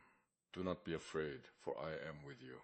I will bless you and will increase the number of your descendants for the sake of my servant Abraham." Isaac built an altar there and called on the name of the Lord. There he pitched his tent, and there his servants dug a well. Meanwhile, Abimelech had come to him from Gerar, with Ahuzath his personal advisor, and Phicol the commander of his forces. Isaac asked them, "Why have you come to me, since you were hostile to me and sent me away?" They answered, "We saw clearly that the Lord was with you, so we said, 'There ought to be a sworn agreement between us and you. Let us make a treaty with you, that you will do us no harm, just as we did not molest you, but always treated you well and sent you away in peace. And now you are blessed by the Lord.'" Isaac then made a feast for them, and they ate and drank. Early the next morning, the men swore an oath to each other. Then Isaac sent them on their way, and they left him in peace. That day Isaac's servants came and told him about the well they had dug. They said, "We've found water." He called it Sheba, and to this day the name of the town has been Beersheba. When Esau was 40 years old, he married Judith, daughter of Beri the Hittite, and also Basemath, daughter of Elon the Hittite. They were a source of grief to Isaac and Rebekah. When Isaac was old and his eyes were so weak that he could no longer see, he called for Esau his older son and said to him, "My son." "Here I am," he answered. Isaac said, "I am now an old man and don't know the day of my death. Now then, get your weapons, your quiver and bow, and go out to the open country to hunt some wild game for me. Prepare me the kind of tasty food I like and bring it to me to eat, so that I may give you my blessing before I die." Now Rebekah was listening as Isaac spoke to his son Esau. When Esau left for the open country to hunt game and bring it back, Rebekah said to her son Jacob, "Look, I overheard your father say to your brother Esau, 'Bring me some game and prepare me some tasty food to eat, so that I may give you my blessing in the presence of the Lord before I die.' Now, my son, listen carefully and do what I tell you. Go out to the flock and bring me 2 choice young goats, so I can prepare some tasty food for your father, just the way he likes it.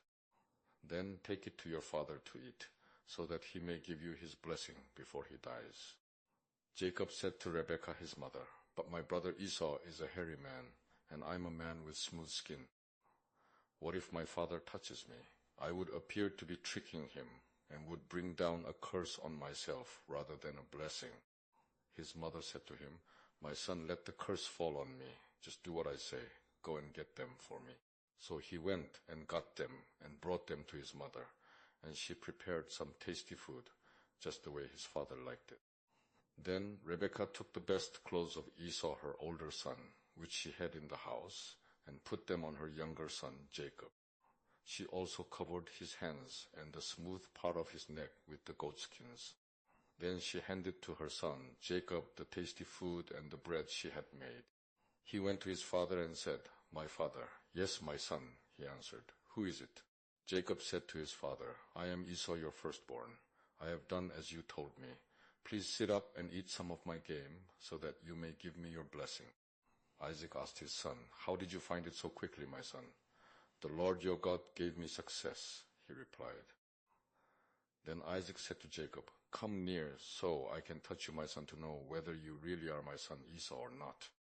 Jacob went close to his father Isaac, who touched him and said, "The voice is the voice of Jacob, but the hands are the hands of Esau." He did not recognize him, for his hands were hairy like those of his brother Esau, so he blessed him. "Are you really my son Esau?" he asked. "I am," he replied. Then he said, "My son, bring me some of your game to eat, so that I may give you my blessing." Jacob brought it to him, and he ate, and he brought some wine, and he drank. Then his father Isaac said to him, "Come here, my son, and kiss me." So he went to him and kissed him. When Isaac caught the smell of his clothes, he blessed him and said, "Ah, the smell of my son is like the smell of a field that the Lord has blessed." May God give you of heaven's dew and of earth's richness, an abundance of grain and new wine. May nations serve you, and peoples bow down to you. Be Lord over your brothers, and may the sons of your mother bow down to you. May those who curse you be cursed, and those who bless you be blessed. After Isaac finished blessing him, and Jacob had scarcely left his father's presence, his brother Esau came in from hunting. He too prepared some tasty food and brought it to his father. Then he said to him, "My father, sit up and eat some of my game, so that you may give me your blessing." His father Isaac asked him, "Who are you?" "I am your son," he answered, "your firstborn, Esau."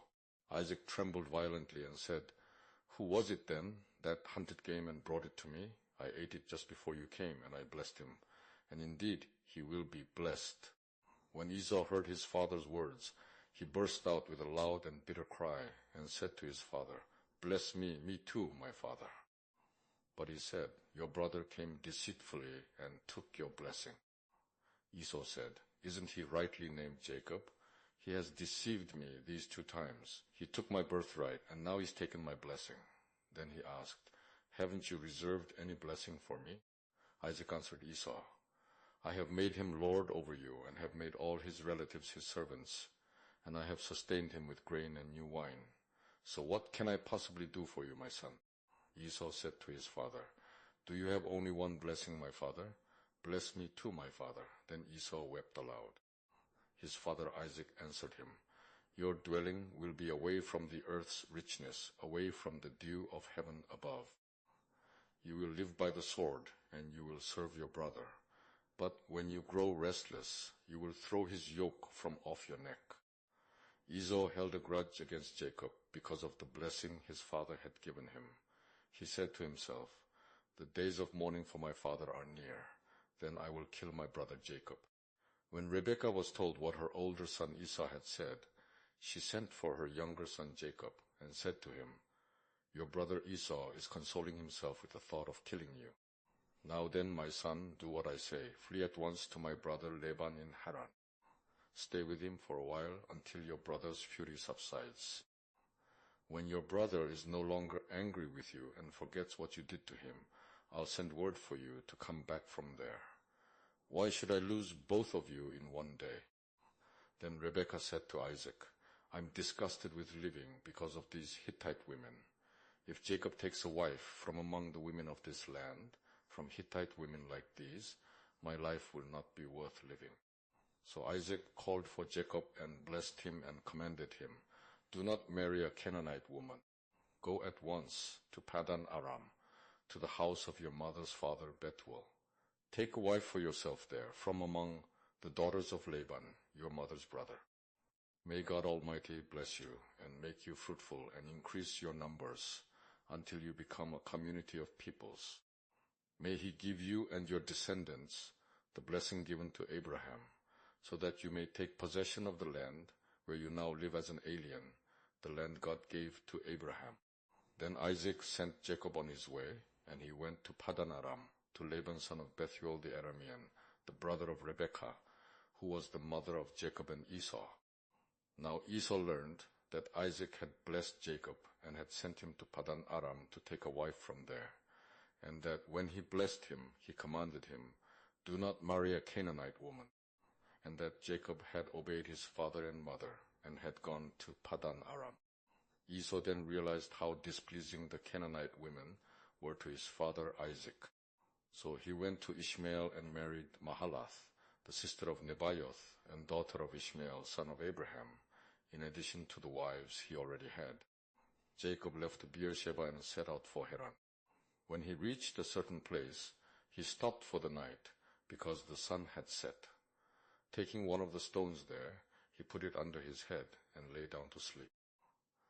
He had a dream in which he saw a stairway resting on the earth, with its top reaching to heaven, and the angels of God were ascending and descending on it. There above it stood the Lord, and he said, "I am the Lord, the God of your father Abraham and the God of Isaac. I will give you and your descendants the land on which you are lying. Your descendants will be like the dust of the earth, and you will spread out to the west and to the east, to the north and to the south. All peoples on earth will be blessed through you and your offspring. I am with you and will watch over you wherever you go, and I will bring you back to this land. I will not leave you until I have done what I have promised you." When Jacob awoke from his sleep, he thought, "Surely the Lord is in this place, and I was not aware of it." He was afraid and said, "How awesome is this place! This is none other than the house of God. This is the gate of heaven." Early the next morning, Jacob took the stone he had placed under his head and set it up as a pillar and poured oil on top of it.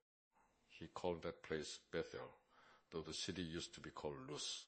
Then Jacob made a vow, saying, "If God will be with me and will watch over me on this journey I am taking, and will give me food to eat and clothes to wear, so that I return safely to my father's house, then the Lord will be my God. And this stone that I have set up as a pillar will be God's house, and of all that you give me, I will give you a tenth." Then Jacob continued on his journey and came to the land of the eastern peoples. There he saw a well in the field, with 3 flocks of sheep lying near it, because the flocks were watered from that well. The stone over the mouth of the well was large. When all the flocks were gathered there, the shepherds would roll the stone away from the well's mouth and water the sheep. Then they would return the stone to its place over the mouth of the well. Jacob asked the shepherds, "My brothers, where are you from?" "We are from Haran," they replied.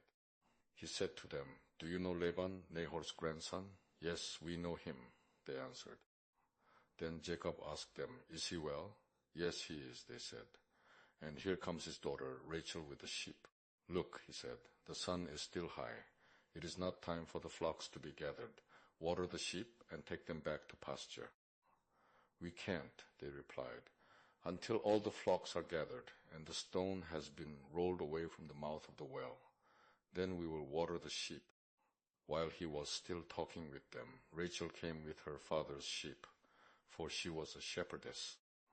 When Jacob saw Rachel, daughter of Laban, his mother's brother, and Laban's sheep, he went over and rolled the stone away from the mouth of the well and watered his uncle's sheep. Then Jacob kissed Rachel and began to weep aloud. He had told Rachel that he was a relative of her father and a son of Rebekah. So she ran and told her father. As soon as Laban heard the news about Jacob, his sister's son, he hurried to meet him. He embraced him and kissed him and brought him to his home. And there Jacob told him all these things. Then Laban said to him, "You are my own flesh and blood." After Jacob had stayed with him for a whole month, Laban said to him, "Just because you are a relative of mine, should you work for me for nothing? Tell me what your wages should be." Now Laban had 2 daughters. The name of the older was Leah, and the name of the younger was Rachel. Leah had weak eyes, but Rachel was lovely in form and beautiful. Jacob was in love with Rachel and said, "I'll work for you 7 years in return for your younger daughter, Rachel." Laban said, "It's better that I give her to you than to some other man. Stay here with me."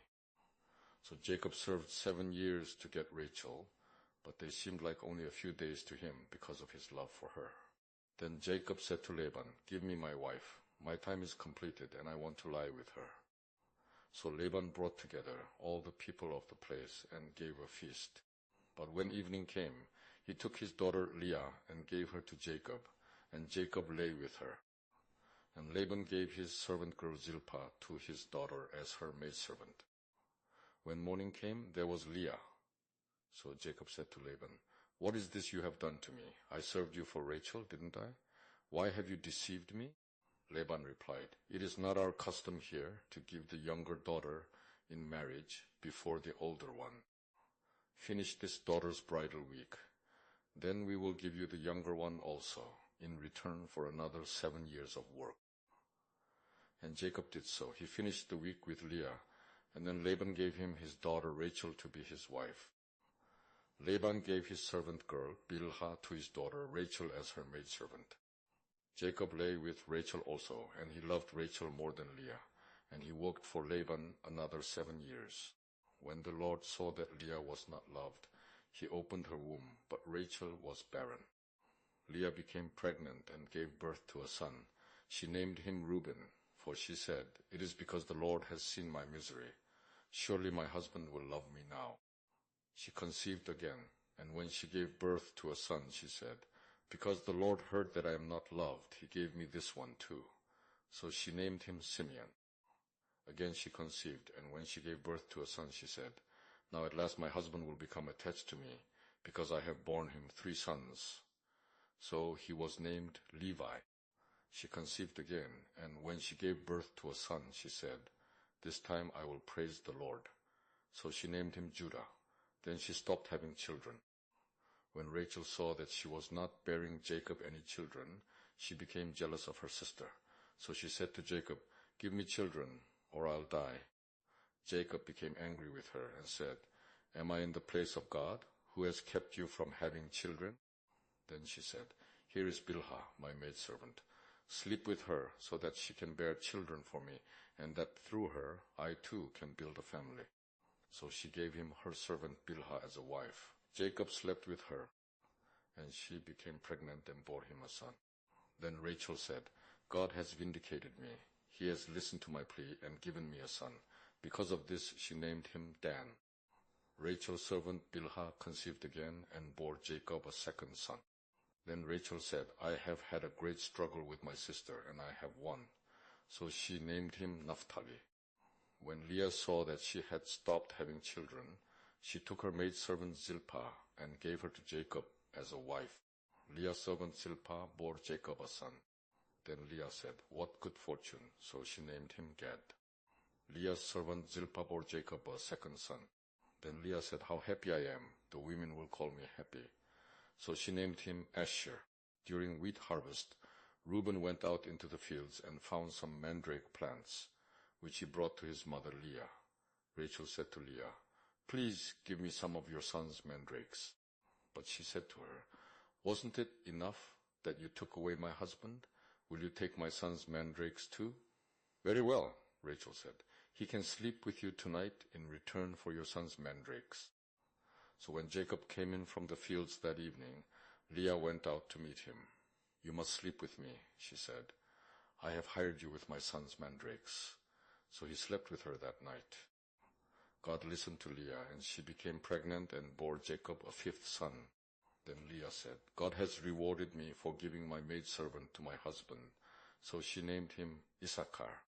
Leah conceived again and bore Jacob a 6th son. Then Leah said, "God has presented me with a precious gift. This time my husband will treat me with honor, because I have borne him 6 sons. So she named him Zebulun. Sometime later she gave birth to a daughter and named her Dinah. Then God remembered Rachel. He listened to her and opened her womb. She became pregnant and gave birth to a son and said, "God has taken away my disgrace." She named him Joseph and said, "May the Lord add to me another son." After Rachel gave birth to Joseph, Jacob said to Laban, "Send me on my way so I can go back to my own homeland. Give me my wives and children, for whom I have served you, and I will be on my way. You know how much work I've done for you." But Laban said to him, "If I have found favor in your eyes, please stay. I have learned by divination that the Lord has blessed me because of you."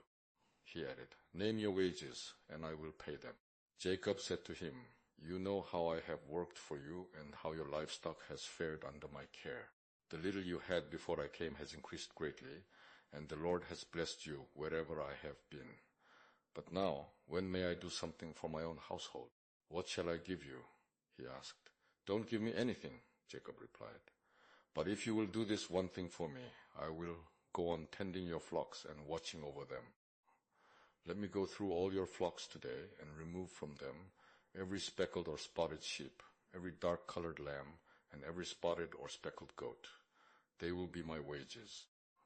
And my honesty will testify for me in the future whenever you check on the wages you have paid me.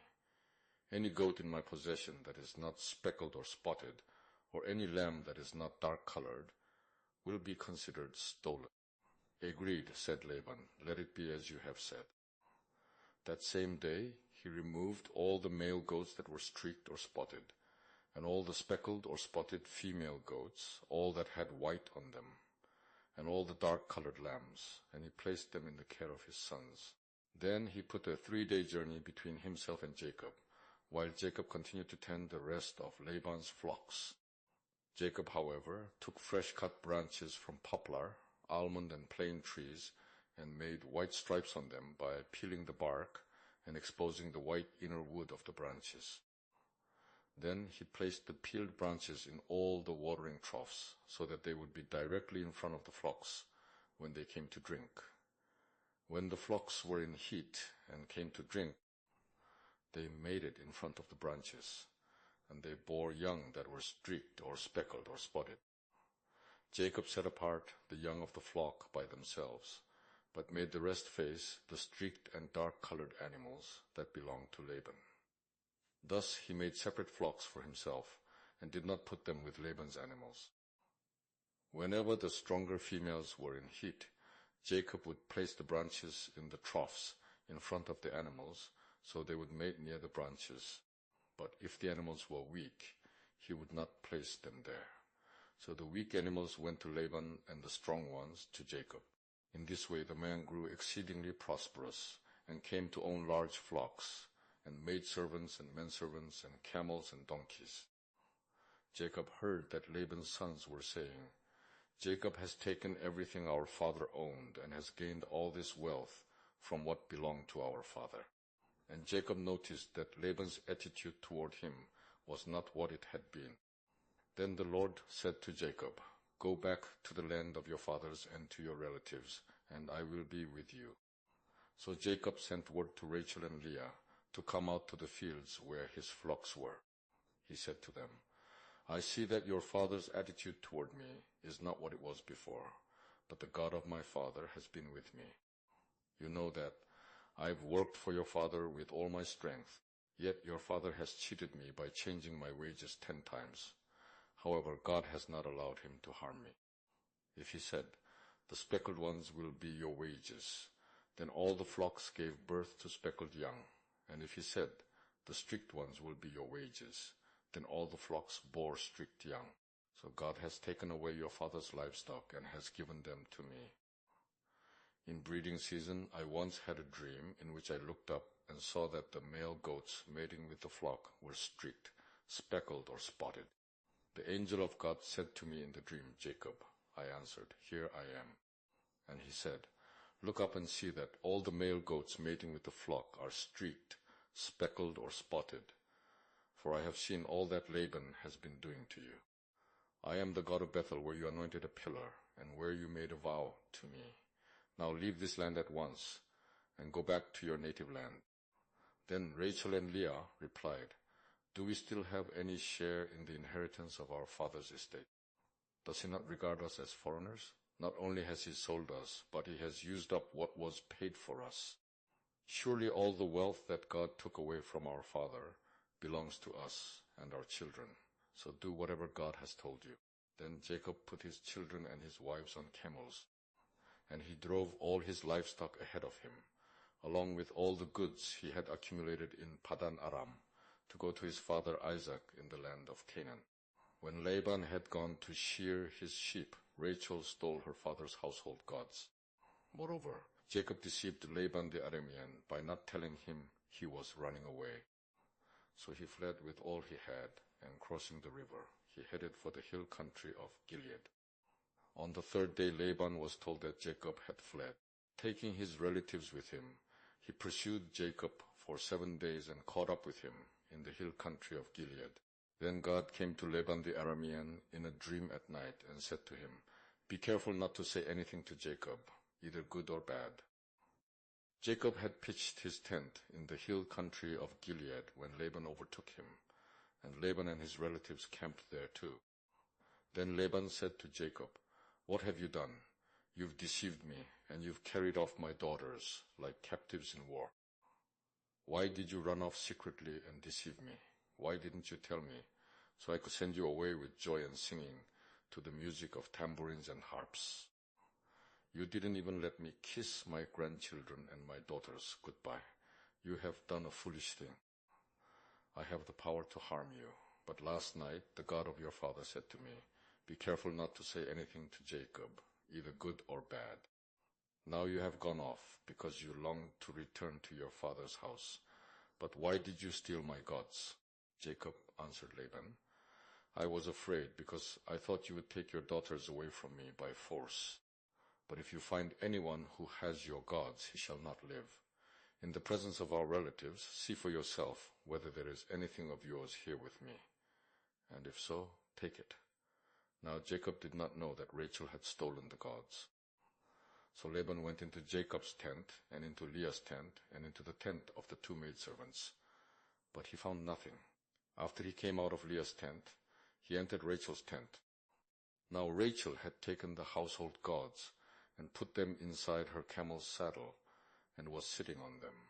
Laban searched through everything in the tent, but found nothing.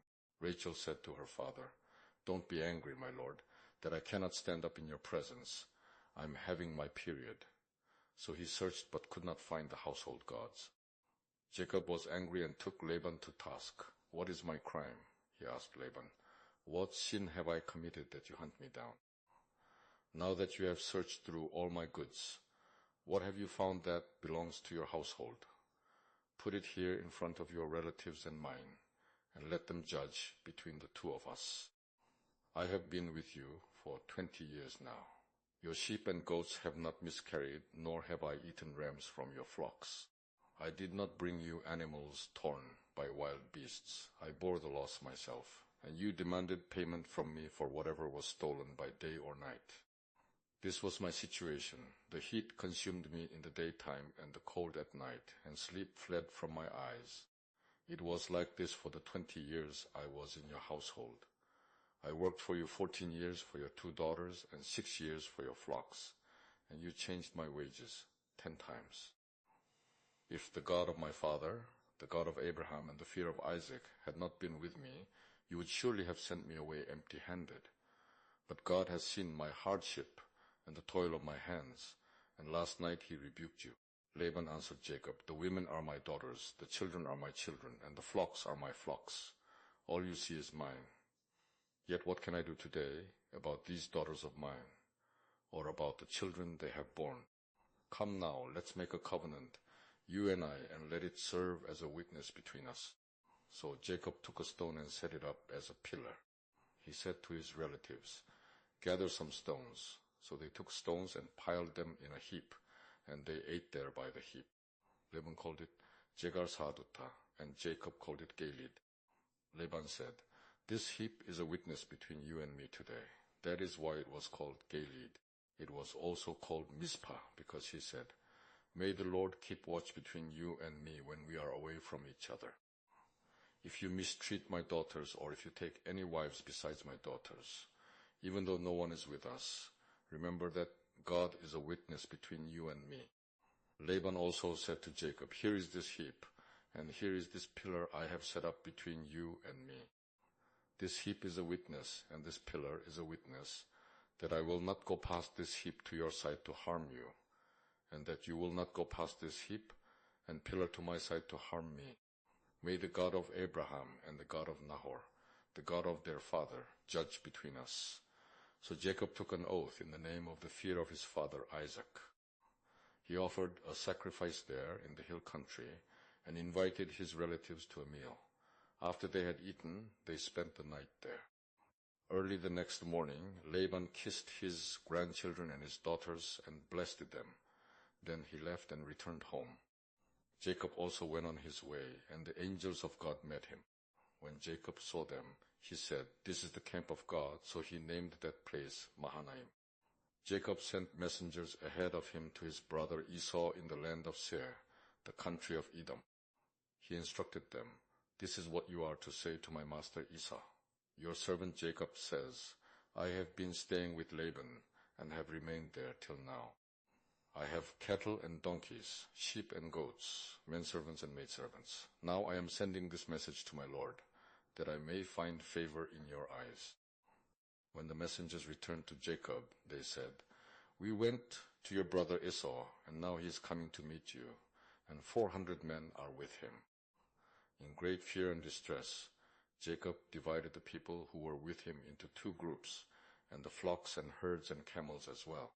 He thought, "If Esau comes and attacks one group, the group that is left may escape." Then Jacob prayed, "O God of my father Abraham, God of my father Isaac, O Lord, who said to me, 'Go back to your country and your relatives, and I will make you prosper.' I am unworthy of all the kindness and faithfulness you have shown your servant. I had only my staff when I crossed this Jordan, but now I have become 2 groups. Save me, I pray, from the hand of my brother Esau, for I am afraid he will come and attack me, and also the mothers with their children. But you have said, I will surely make you prosper and will make your descendants like the sand of the sea, which cannot be counted." He spent the night there, and from what he had with him, he selected a gift for his brother Esau: 200 female goats and 20 male goats, 200 ewes and 20 rams, 30 female camels with their young, 40 cows and 10 bulls, and 20 female donkeys and 10 male donkeys. He put them in the care of his servants, each herd by itself, and said to his servants, "Go ahead of me and keep some space between the herds." He instructed the one in the lead, "When my brother Esau meets you and asks, 'To whom do you belong, and where are you going, and who owns all these animals in front of you?' then you are to say, 'They belong to your servant Jacob. They are a gift sent to my lord Esau, and he is coming behind us.'" He also instructed the second, the third, and all the others who followed the herds, "You are to say the same thing to Esau when you meet him, and be sure to say, 'Your servant Jacob is coming behind us.'" For he thought, "I will pacify him with these gifts I am sending on ahead. Later, when I see him, perhaps he will receive me." So Jacob's gifts went on ahead of him, but he himself spent the night in the camp. That night Jacob got up and took his 2 wives, his 2 maidservants, and his 11 sons, and crossed the ford of the Jabbok. After he had sent them across the stream, he sent over all his possessions. So Jacob was left alone, and a man wrestled with him till daybreak. When the man saw that he could not overpower him, he touched the socket of Jacob's hip, so that his hip was wrenched as he wrestled with the man. Then the man said, "Let me go, for it is daybreak." But Jacob replied, "I will not let you go unless you bless me." The man asked him, "What is your name?" "Jacob," he answered. Then the man said, "Your name will no longer be Jacob, but Israel, because you have struggled with God and with men and have overcome." Jacob said, "Please tell me your name." But he replied, "Why do you ask my name?" Then he blessed him there. So Jacob called the place Peniel, saying, "It is because I saw God face to face, and yet my life was spared." The sun rose above him as he passed Peniel, and he was limping because of his hip. Therefore to this day the Israelites do not eat the tendon attached to the socket of the hip, because the socket of Jacob's hip was touched near the tendon. Jacob looked up, and there was Esau coming with his 400 men. So he divided the children among Leah, Rachel, and the 2 maidservants. He put the maidservants and their children in front, Leah and her children next, and Rachel and Joseph in the rear. He himself went on ahead and bowed down to the ground 7 times as he approached his brother. But Esau ran to meet Jacob and embraced him. He threw his arms around his neck and kissed him, and they wept. Then Esau looked up and saw the women and children. "Who are these with you?" he asked. Jacob answered, "They are the children God has graciously given your servant." Then the maid servants and their children approached and bowed down. Next, Leah and her children came and bowed down. Last of all came Joseph and Rachel, and they too bowed down. Esau asked, "What do you mean by all these droves I met?" "To find favor in your eyes, my lord," he said. But Esau said, "I already have plenty, my brother. Keep what you have for yourself." "No, please," said Jacob. "If I have found favor in your eyes, accept this gift from me. For to see your face is like seeing the face of God, now that you have received me favorably. Please accept the present that was brought to you, for God has been gracious to me, and I have all I need." And because Jacob insisted, Esau accepted it. Then Esau said, "Let us be on our way. I'll accompany you." But Jacob said to him, "My Lord knows that the children are tender, and that I must care for the ewes and cows that are nursing their young. If they are driven hard, just one day, all the animals will die. So let my Lord go on ahead of his servant, while I move along slowly at the pace of the droves before me and that of the children, until I come to my Lord in Seir." Esau said, "Then let me leave some of my men with you." "But why do that?" Jacob asked. "Just let me find favor in the eyes of my Lord." So that day Esau started on his way back to Seir. Jacob, however, went to Succoth, where he built a place for himself and made shelters for his livestock. That is why the place is called Succoth. After Jacob came from Padan Aram, he arrived safely at the city of Shechem in Canaan and camped within sight of the city. For 100 pieces of silver, he bought from the sons of Hamor, the father of Shechem, the plot of ground where he pitched his tent. There he set up an altar and called it El Elohe Israel. Now Dinah, the daughter Leah had borne to Jacob, went out to visit the women of the land. When Shechem, son of Hamor the Hittite, the ruler of that area, saw her, he took her and violated her. His heart was drawn to Dinah, daughter of Jacob, and he loved the girl and spoke tenderly to her. And Shechem said to his father Hamor, "Get me this girl as my wife." When Jacob heard that his daughter Dinah had been defiled, his sons were in the fields with his livestock, so he kept quiet about it until they came home. Then Shechem's father Hamor went out to talk with Jacob. Now Jacob's sons had come in from the fields as soon as they heard what had happened. They were filled with grief and fury, because Shechem had done a disgraceful thing in Israel by lying with Jacob's daughter, a thing that should not be done. But Hamor said to them, "My son Shechem has his heart set on your daughter. Please give her to him as his wife. Intermarry with us.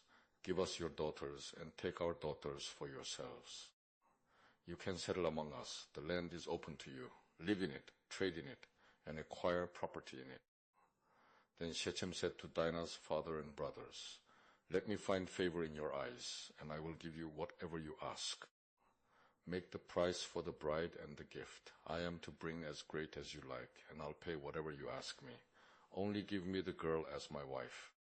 Because their sister Dinah had been defiled, Jacob's sons replied deceitfully as they spoke to Shechem and his father Hamor. They said to them, "We can't do such a thing. We can't give our sister to a man who is not circumcised. That would be a disgrace to us. We will give our consent to you on one condition only, that you become like us by circumcising all your males. Then we will give you our daughters and take your daughters for ourselves. We'll settle among you and become one people with you.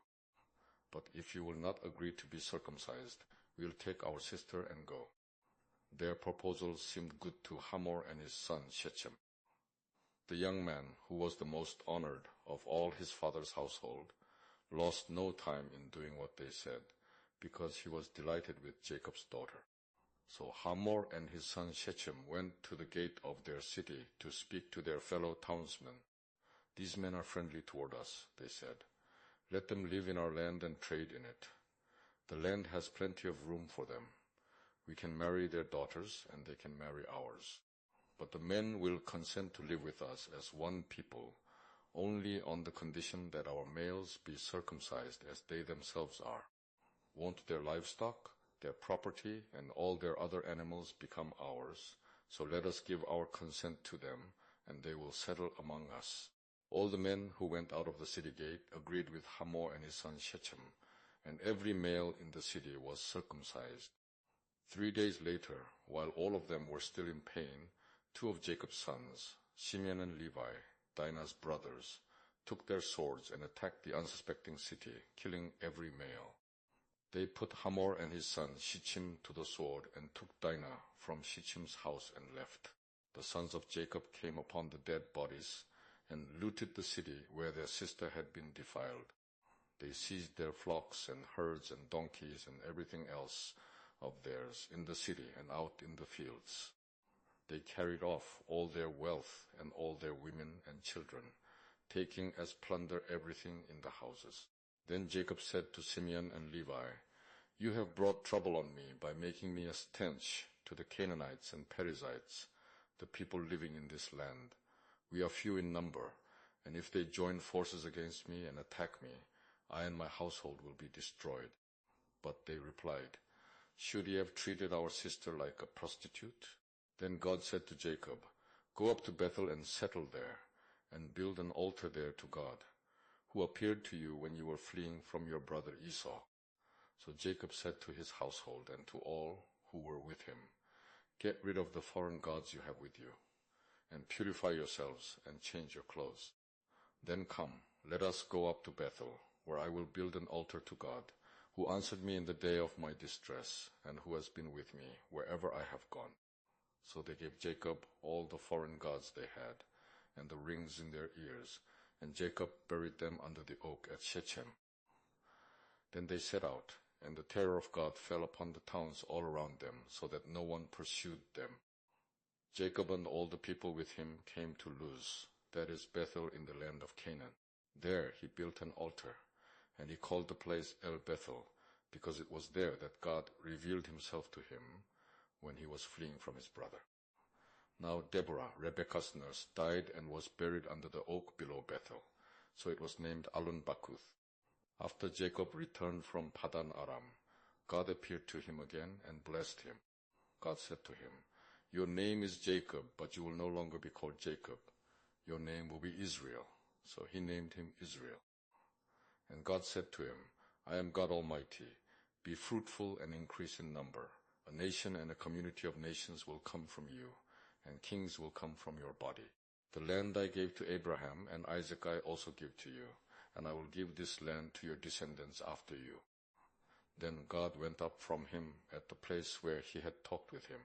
Jacob set up a stone pillar at the place where God had talked with him, and he poured out a drink offering on it. He also poured oil on it. Jacob called the place where God had talked with him Bethel. Then they moved on from Bethel. While they were still some distance from Ephrath, Rachel began to give birth and had great difficulty. And as she was having great difficulty in childbirth, the midwife said to her, "Don't be afraid, for you have another son." As she breathed her last, she named her son Benoni, but his father named him Benjamin. So Rachel died and was buried on the way to Ephrath, that is Bethlehem. Over her tomb Jacob set up a pillar, and to this day that pillar marks Rachel's tomb. Israel moved on again and pitched his tent beyond Migdal Eder. While Israel was living in that region, Reuben went in and slept with his father's concubine Bilhah, and Israel heard of it. Jacob had 12 sons. The sons of Leah, Reuben the firstborn of Jacob, Simeon, Levi, Judah, Issachar, and Zebulun. The sons of Rachel, Joseph and Benjamin. The sons of Rachel's maidservant Bilhah, Dan and Naphtali. The sons of Leah's maidservant Zilpah, Gad and Asher. These were the sons of Jacob, who were born to him in Padan Aram. Jacob came home to his father Isaac in Mamre, near Kiriath Arba, that is Hebron, where Abraham and Isaac had stayed. Isaac lived 180 years. Then he breathed his last and died, and was gathered to his people, old and full of years, and his sons Esau and Jacob buried him. This is the account of Esau, that is Edom. Esau took his wives from the women of Canaan, Adah, daughter of Elon the Hittite, and Oholibamah, daughter of Anah, and granddaughter of Zibeon the Hivite, also Basemath, daughter of Ishmael and sister of Nebaioth. Adah bore Eliphaz to Esau, Basemath bore Reuel, and Oholibamah bore Josh, Jalam, and Korah. These were the sons of Esau, who were born to him in Canaan. Esau took his wives and sons and daughters, and all the members of his household, as well as his livestock and all his other animals, and all the goods he had acquired in Canaan, and moved to a land some distance from his brother Jacob. Their possessions were too great for them to remain together. The land where they were staying could not support them both because of their livestock. So Esau, that is Edom, settled in the hill country of Seir. This is the account of Esau, the father of the Edomites in the hill country of Seir. These are the names of Esau's sons: Eliphaz, the son of Esau's wife Adah, and Reuel, the son of Esau's wife Basemath, Teman, Omar, Zepho, Gatam, and Kenaz. Esau's son Eliphaz also had a concubine named Timnah, who bore him Amalek. These were grandsons of Esau's wife Adah. The sons of Reuel, Zerah, Shema, and Mizzah. These were grandsons of Esau's wife Basemath. The sons of Esau's wife Oholibamah, daughter of Anah, and granddaughter of Zibeon, whom she bore to Esau, Josh, Jalam, and Korah. These were the chiefs among Esau's descendants, the sons of Eliphaz, the firstborn of Esau, chiefs Teman, Omar, Zepho, Kenaz, Korah, Gatam, and Amalek. These were the chiefs descended from Eliphaz in Edom. They were grandsons of Adah. The sons of Esau's son Reuel, chiefs Nahath, Zerah, Shammah, and Mizzah. These were the chiefs descended from Reuel in Edom. They were grandsons of Esau's wife Basemath. The sons of Esau's wife Oholibamah, chiefs Josh, Jalam, and Korah. These were the chiefs descended from Esau's wife Oholibamah, daughter of Anah. These were the sons of Esau, that is Edom, and these were their chiefs. These were the sons of Seir the Horite, who were living in the region: Lotan, Shobal, Zibeon, Anah. These sons of Seir in Edom were Horite chiefs. The sons of Hori and Homam. Timnah was Lotan's sister. The sons of Shobal, Alvan, Manahath, Ebal, Shepho, and Onam. The sons of Zibeon, Aya and Anah. This is the Anah who discovered the hot springs in the desert while he was grazing the donkeys of his father Zibeon. The children of Anah, Dishan and Oholibamah, daughter of Anah. The sons of Dishan, Hemdan, Eshban, Ithran, and Keran. The sons of Ezer, Bilan, Zavan, and Akan. The sons of Dishan, Aran. These were the Horite chiefs: Lotan, Shobal, Zibeon, Anah, Dishan, Ezer, and Dishan. These were the Horite chiefs, according to their divisions, in the land of Seir. These were the kings who reigned in Edom before any Israelite king reigned. Bela, son of Beor, became king of Edom. His city was named Dinhabah. When Bela died, Jobab, son of Zerah from Bozrah, succeeded him as king. When Jobab died, Hasham from the land of the Temanites succeeded him as king. When Hasham died, Hadad, son of Bedad, who defeated Midian in the country Moab, succeeded him as king. His city was named Avith. When Hadad died, Samlah from Masrekah succeeded him as king. When Samlah died, Shaul from Rehoboth on the river succeeded him as king. When Shaul died, Baal-Hanan, son of Akbor, succeeded him as king. When Baal-Hanan, son of Akbor, died, Hadad succeeded him as king. His city was named Pau, and his wife's name was Mehetabel, daughter of Matred, the daughter of Me-Zahab. These were the chiefs descended from Esau by name, according to their clans and regions: Timnah, Alva, Jetheth, Oholibamah, Elah, Pinon, Kenaz, Teman, Mibzah, Magdiel, and Iram. These were the chiefs of Edom, according to their settlements in the land they occupied. This was Esau, the father of the Edomites. Jacob lived in the land where his father had stayed, the land of Canaan. This is the account of Jacob. Joseph, a young man of 17, was tending the flocks with his brothers, the sons of Bilhah and the sons of Zilpah, his father's wives, and he brought their father a bad report about them. Now Israel loved Joseph more than any of his other sons, because he had been born to him in his old age, and he made a richly ornamented robe for him. When his brothers saw that their father loved him more than any of them, They hated him and could not speak a kind word to him. Joseph had a dream, and when he told it to his brothers, they hated him all the more. He said to them, "Listen to this dream I had. We were binding sheaves of grain out in the field, when suddenly my sheaf rose and stood upright, while your sheaves gathered around mine and bowed down to it." His brothers said to him, "Do you intend to reign over us? Will you actually rule us?" And they hated him all the more because of his dream and what he had said.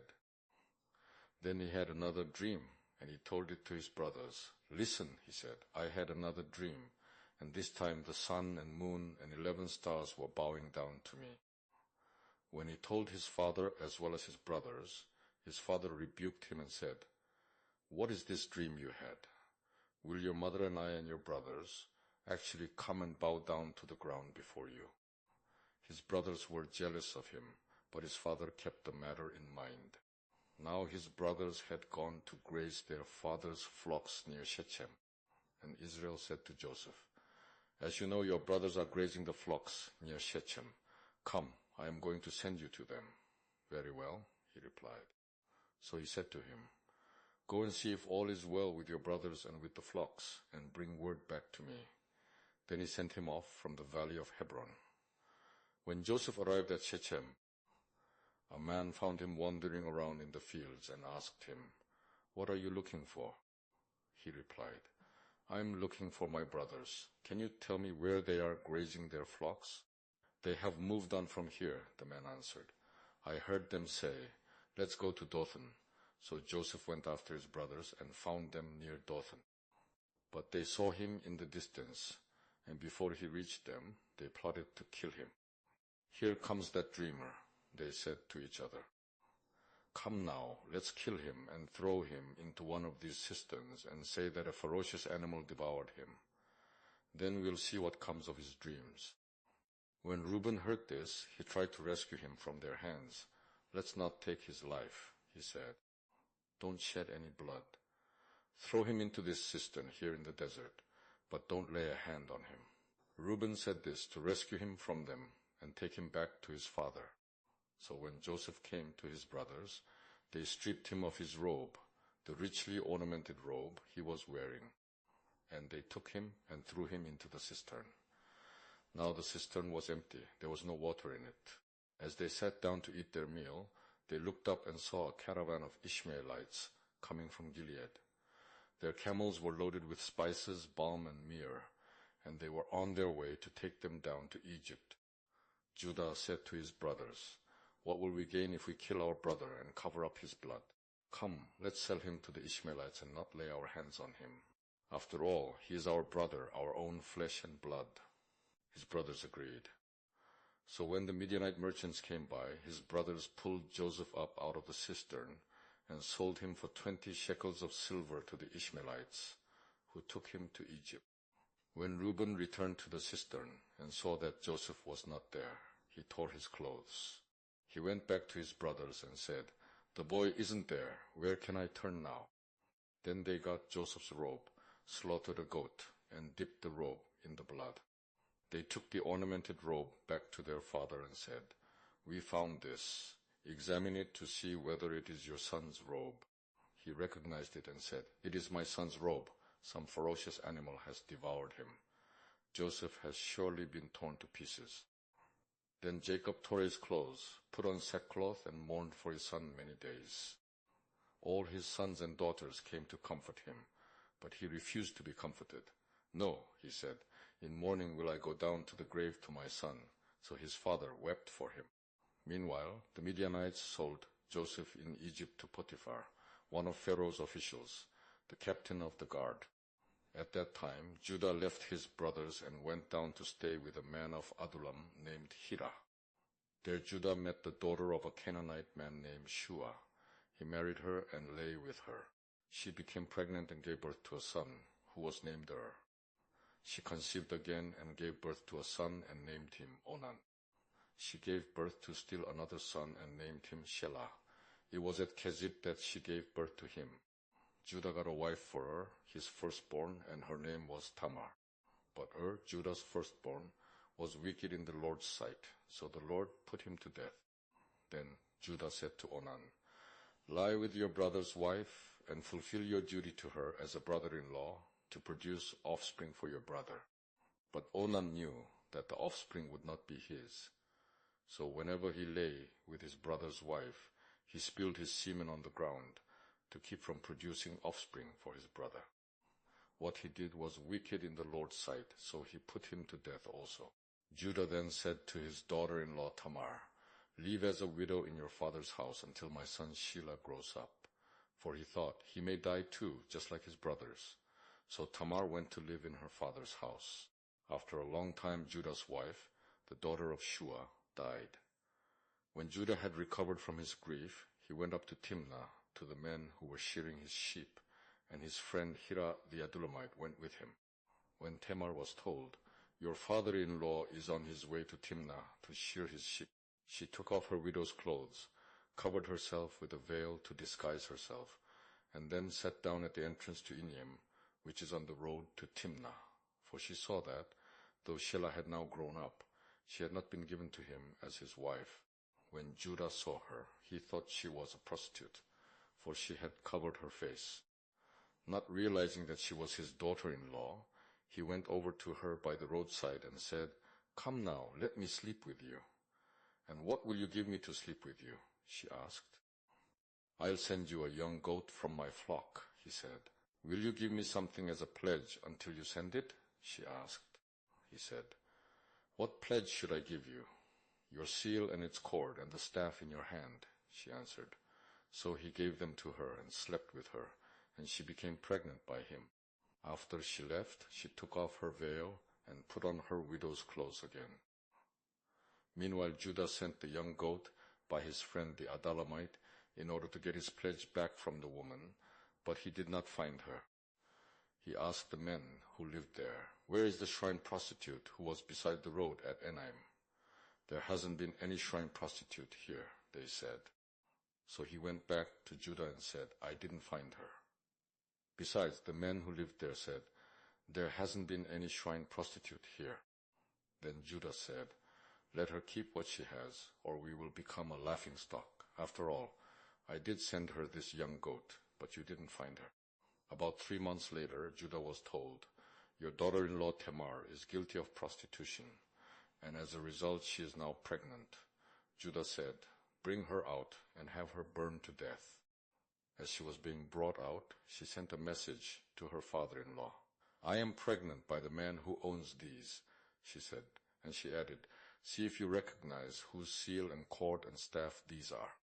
Judah recognized them and said, "She is more righteous than I, since I wouldn't give her to my son Shelah," and he did not sleep with her again.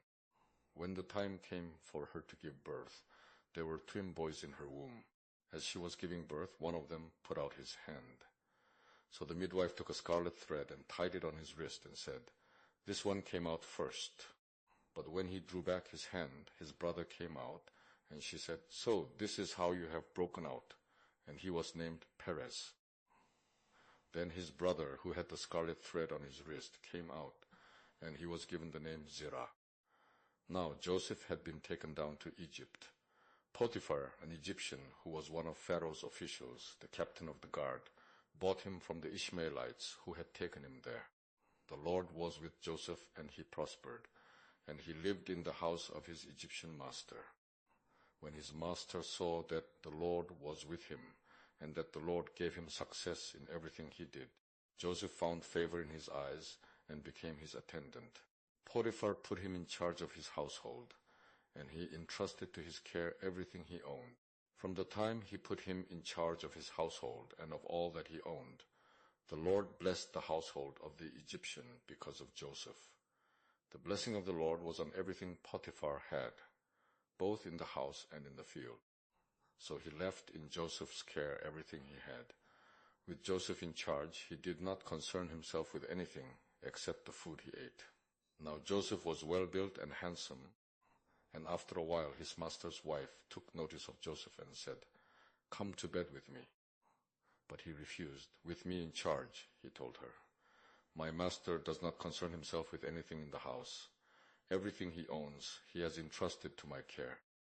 No one is greater in this house than I am. My master has withheld nothing from me except you, because you are his wife. How then could I do such a wicked thing and sin against God?" And though she spoke to Joseph day after day, he refused to go to bed with her or even be with her. One day he went into the house to attend to his duties, and none of the household servants was inside. She caught him by his cloak and said, "Come to bed with me." But he left his cloak in her hand and ran out of the house. When she saw that he had left his cloak in her hand and had run out of the house, she called her household servants. "Look," she said to them, "this Hebrew has been brought to us to make sport of us. He came in here to sleep with me, but I screamed. When he heard me scream for help, he left his cloak beside me and ran out of the house." She kept his cloak beside her until his master came home. Then she told him this story: "That Hebrew slave you brought us came to me to make sport of me. But as soon as I screamed for help, he left his cloak beside me and ran out of the house." When his master heard the story his wife told him, saying, "This is how your slave treated me," he burned with anger. Joseph's master took him and put him in prison, the place where the king's prisoners were confined. But while Joseph was there in the prison, the Lord was with him. He showed him kindness and granted him favor in the eyes of the prison warden.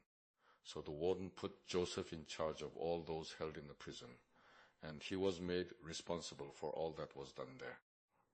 The warden paid no attention to anything under Joseph's care, because the Lord was with Joseph and gave him success in whatever he did. Sometime later, the cupbearer and the baker of the king of Egypt offended their master, the king of Egypt.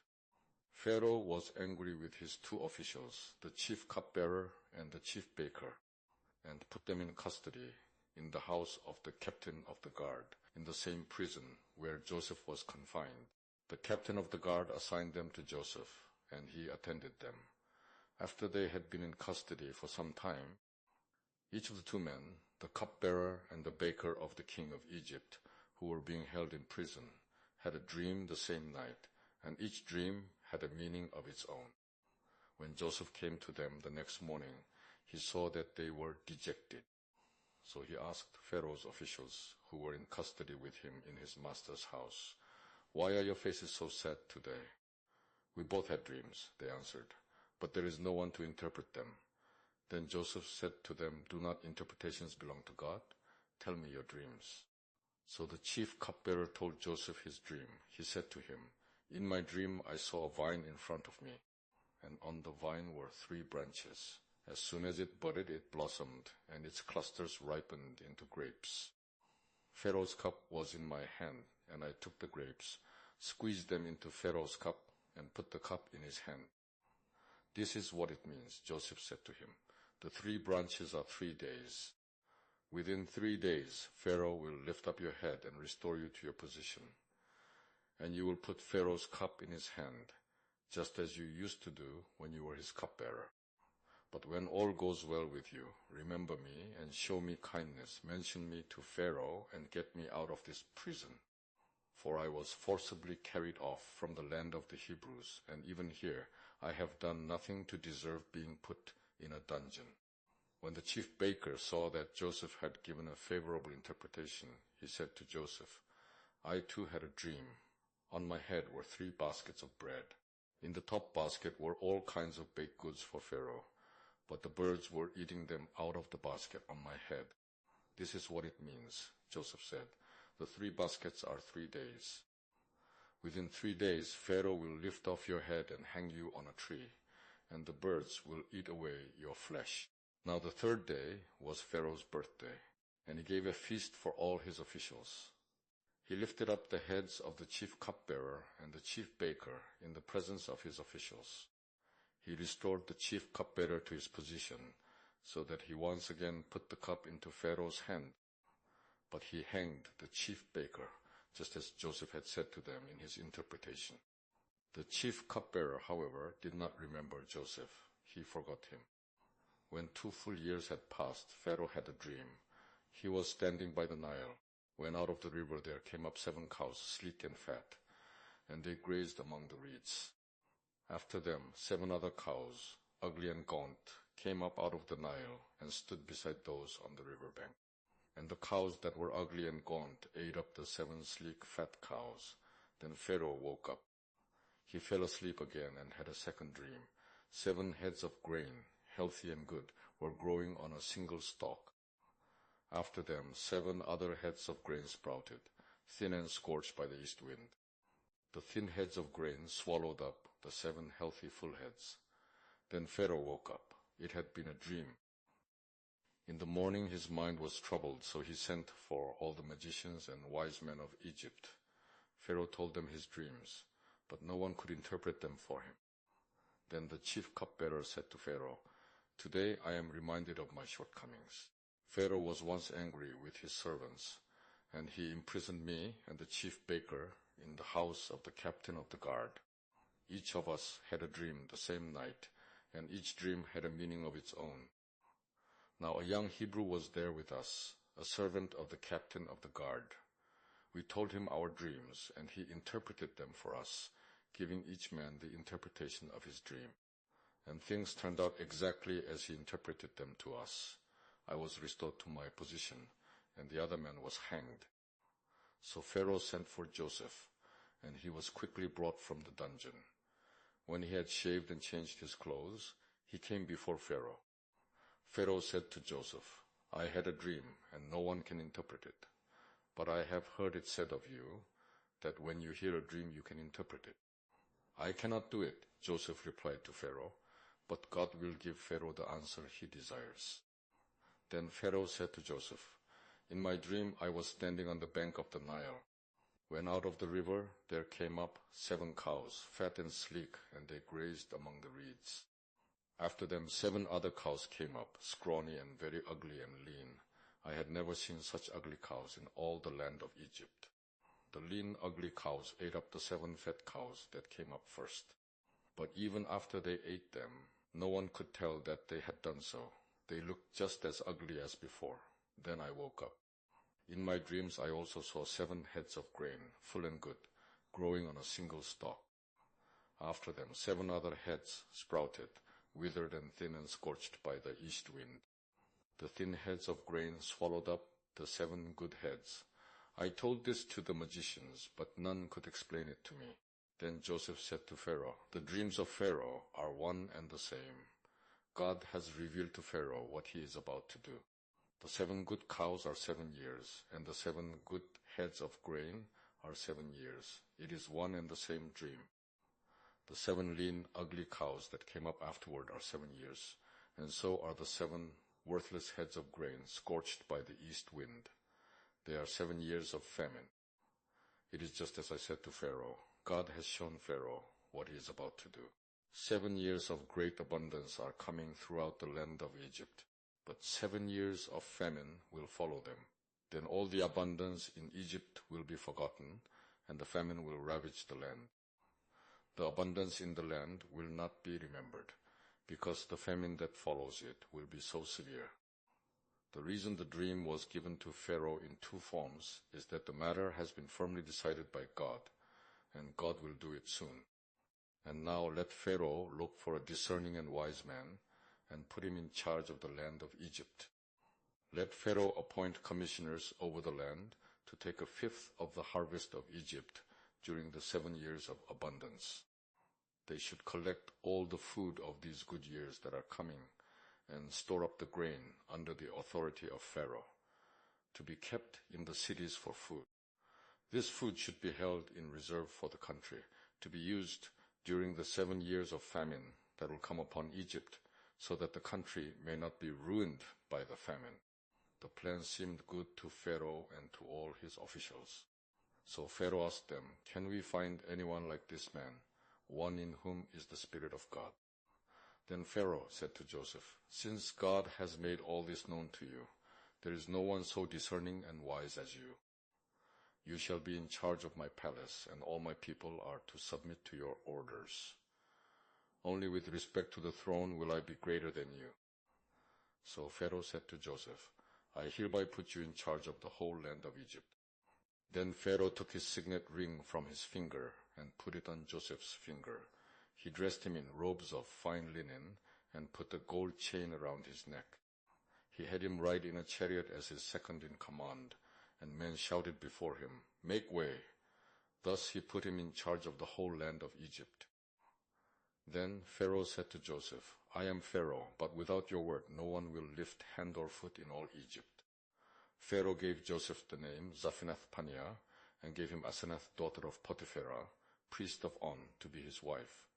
And Joseph went throughout the land of Egypt. Joseph was 30 years old when he entered the service of Pharaoh king of Egypt. And Joseph went out from Pharaoh's presence and traveled throughout Egypt. During the 7 years of abundance, the land produced plentifully. Joseph collected all the food produced in those 7 years of abundance in Egypt and stored it in the cities. In each city, he put the food grown in the fields surrounding it. Joseph stored up huge quantities of grain, like the sand of the sea. It was so much that he stopped keeping records because it was beyond measure. Before the years of famine came, 2 sons were born to Joseph by Asenath, daughter of Potipharah, priest of On. Joseph named his firstborn Manasseh and said, "It is because God has made me forget all my trouble and all my father's household." The second son he named Ephraim and said, "It is because God has made me fruitful in the land of my suffering." The 7 years of abundance in Egypt came to an end, and the 7 years of famine began, just as Joseph had said. There was famine in all the other lands, but in the whole land of Egypt there was food. When all Egypt began to feel the famine, the people cried to Pharaoh for food. Then Pharaoh told all the Egyptians, "Go to Joseph and do what he tells you." When the famine had spread over the whole country, Joseph opened the storehouses and sold grain to the Egyptians, for the famine was severe throughout Egypt, and all the countries came to Egypt to buy grain from Joseph, because the famine was severe in all the world. When Jacob learned that there was grain in Egypt, he said to his sons, "Why do you just keep looking at each other?" He continued, "I have heard that there is grain in Egypt. Go down there and buy some for us, so that we may live and not die." Then 10 of Joseph's brothers went down to buy grain from Egypt. But Jacob did not send Benjamin, Joseph's brother, with the others, because he was afraid that harm might come to him. So Israel's sons were among those who went to buy grain, for the famine was in the land of Canaan also. Now Joseph was the governor of the land, the one who sold grain to all its people. So when Joseph's brothers arrived, they bowed down to him with their faces to the ground. As soon as Joseph saw his brothers, he recognized them, but he pretended to be a stranger and spoke harshly to them. "Where do you come from?" he asked. "From the land of Canaan," they replied, "to buy food." Although Joseph recognized his brothers, they did not recognize him. Then he remembered his dreams about them and said to them, "You are spies. You have come to see where our land is unprotected." "No, my lord," they answered. "Your servants have come to buy food. We are all the sons of one man. Your servants are honest men, not spies." "No," he said to them. "You have come to see where our land is unprotected." But they replied, "Your servants were 12 brothers, the sons of one man, who lives in the land of Canaan. The youngest is now with our father, and one is no more." Joseph said to them, "It is just as I told you, you are spies. And this is how you will be tested. As surely as Pharaoh lives, you will not leave this place unless your youngest brother comes here. Send one of your number to get your brother. The rest of you will be kept in prison, so that your words may be tested to see if you are telling the truth. If you are not, then as surely as Pharaoh lives, you are spies." And he put them all in custody for 3 days. On the 3rd day, Joseph said to them, "Do this and you will live, for I fear God. If you are honest men, let one of your brothers stay here in prison, while the rest of you go and take grain back for your starving households. But you must bring your youngest brother to me, so that your words may be verified and that you may not die." This they proceeded to do. They said to one another, "Surely we are being punished because of our brother. We saw how distressed he was when he pleaded with us for his life, but we would not listen. That's why this distress has come upon us." Reuben replied, Didn't I tell you not to sin against the boy? But you wouldn't listen. Now we must give an accounting for his blood." They did not realize that Joseph could understand them, since he was using an interpreter. He turned away from them and began to weep, but then turned back and spoke to them again.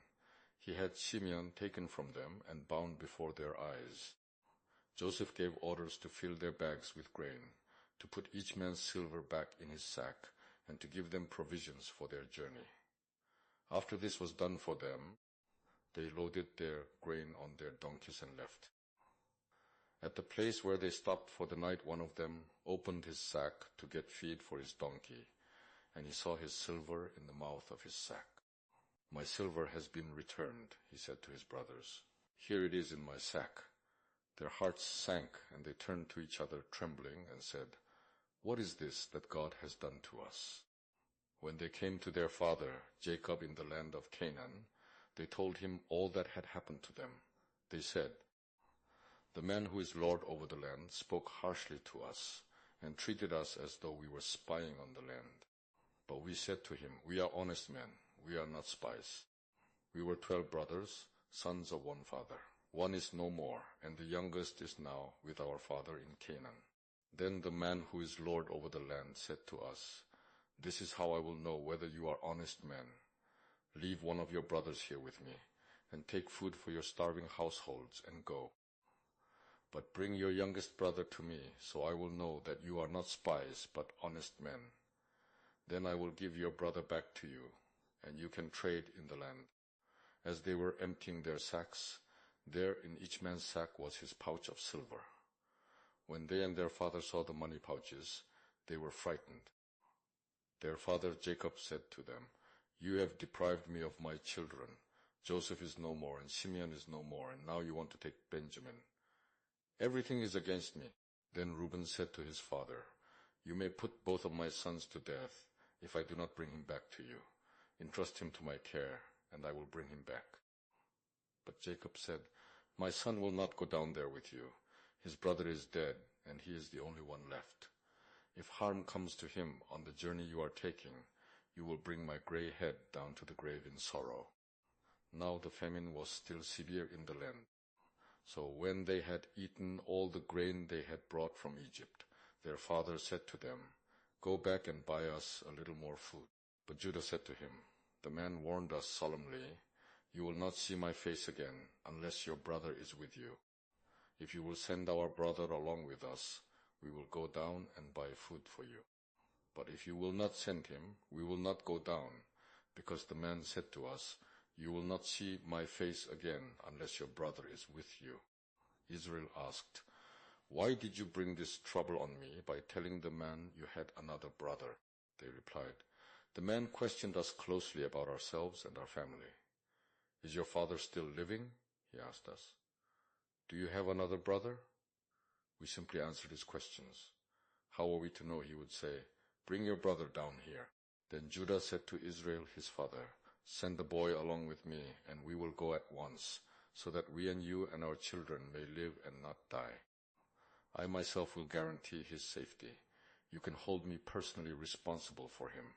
If I do not bring him back to you and set him here before you, I will bear the blame before you all my life. As it is, if we had not delayed, we could have gone and returned twice." Then their father Israel said to them, "If it must be, then do this. Put some of the best products of the land in your bags and take them down to the man as a gift. A little balm and a little honey, some spices and myrrh, some pistachio nuts and almonds. Take double the amount of silver with you, for you must return the silver that was put back into the mouths of your sacks. Perhaps it was a mistake. Take your brother also and go back to the man at once.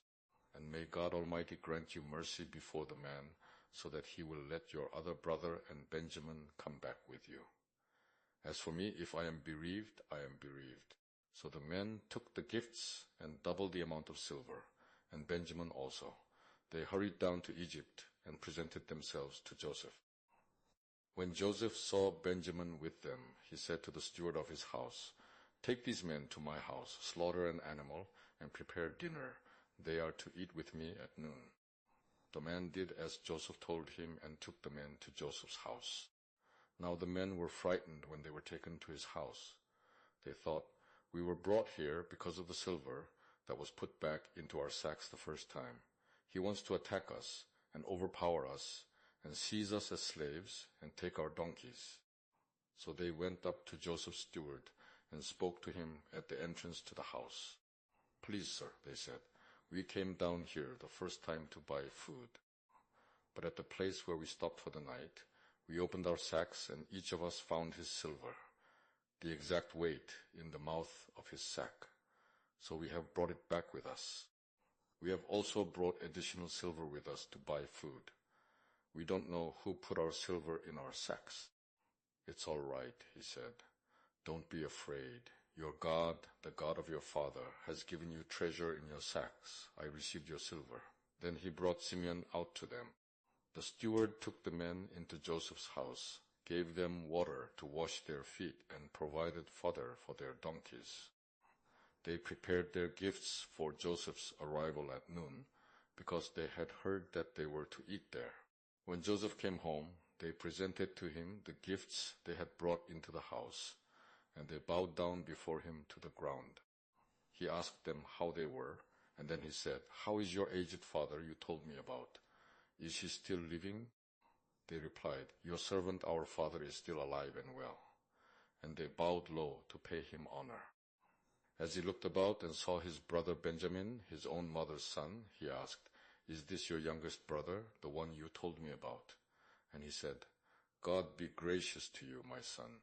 Deeply moved at the sight of his brother, Joseph hurried out and looked for a place to weep. He went into his private room and wept there. After he had washed his face, he came out and, controlling himself, said, "Serve the food." They served him by himself, the brothers by themselves, and the Egyptians who ate with him by themselves, because Egyptians could not eat with Hebrews, for that is detestable to Egyptians.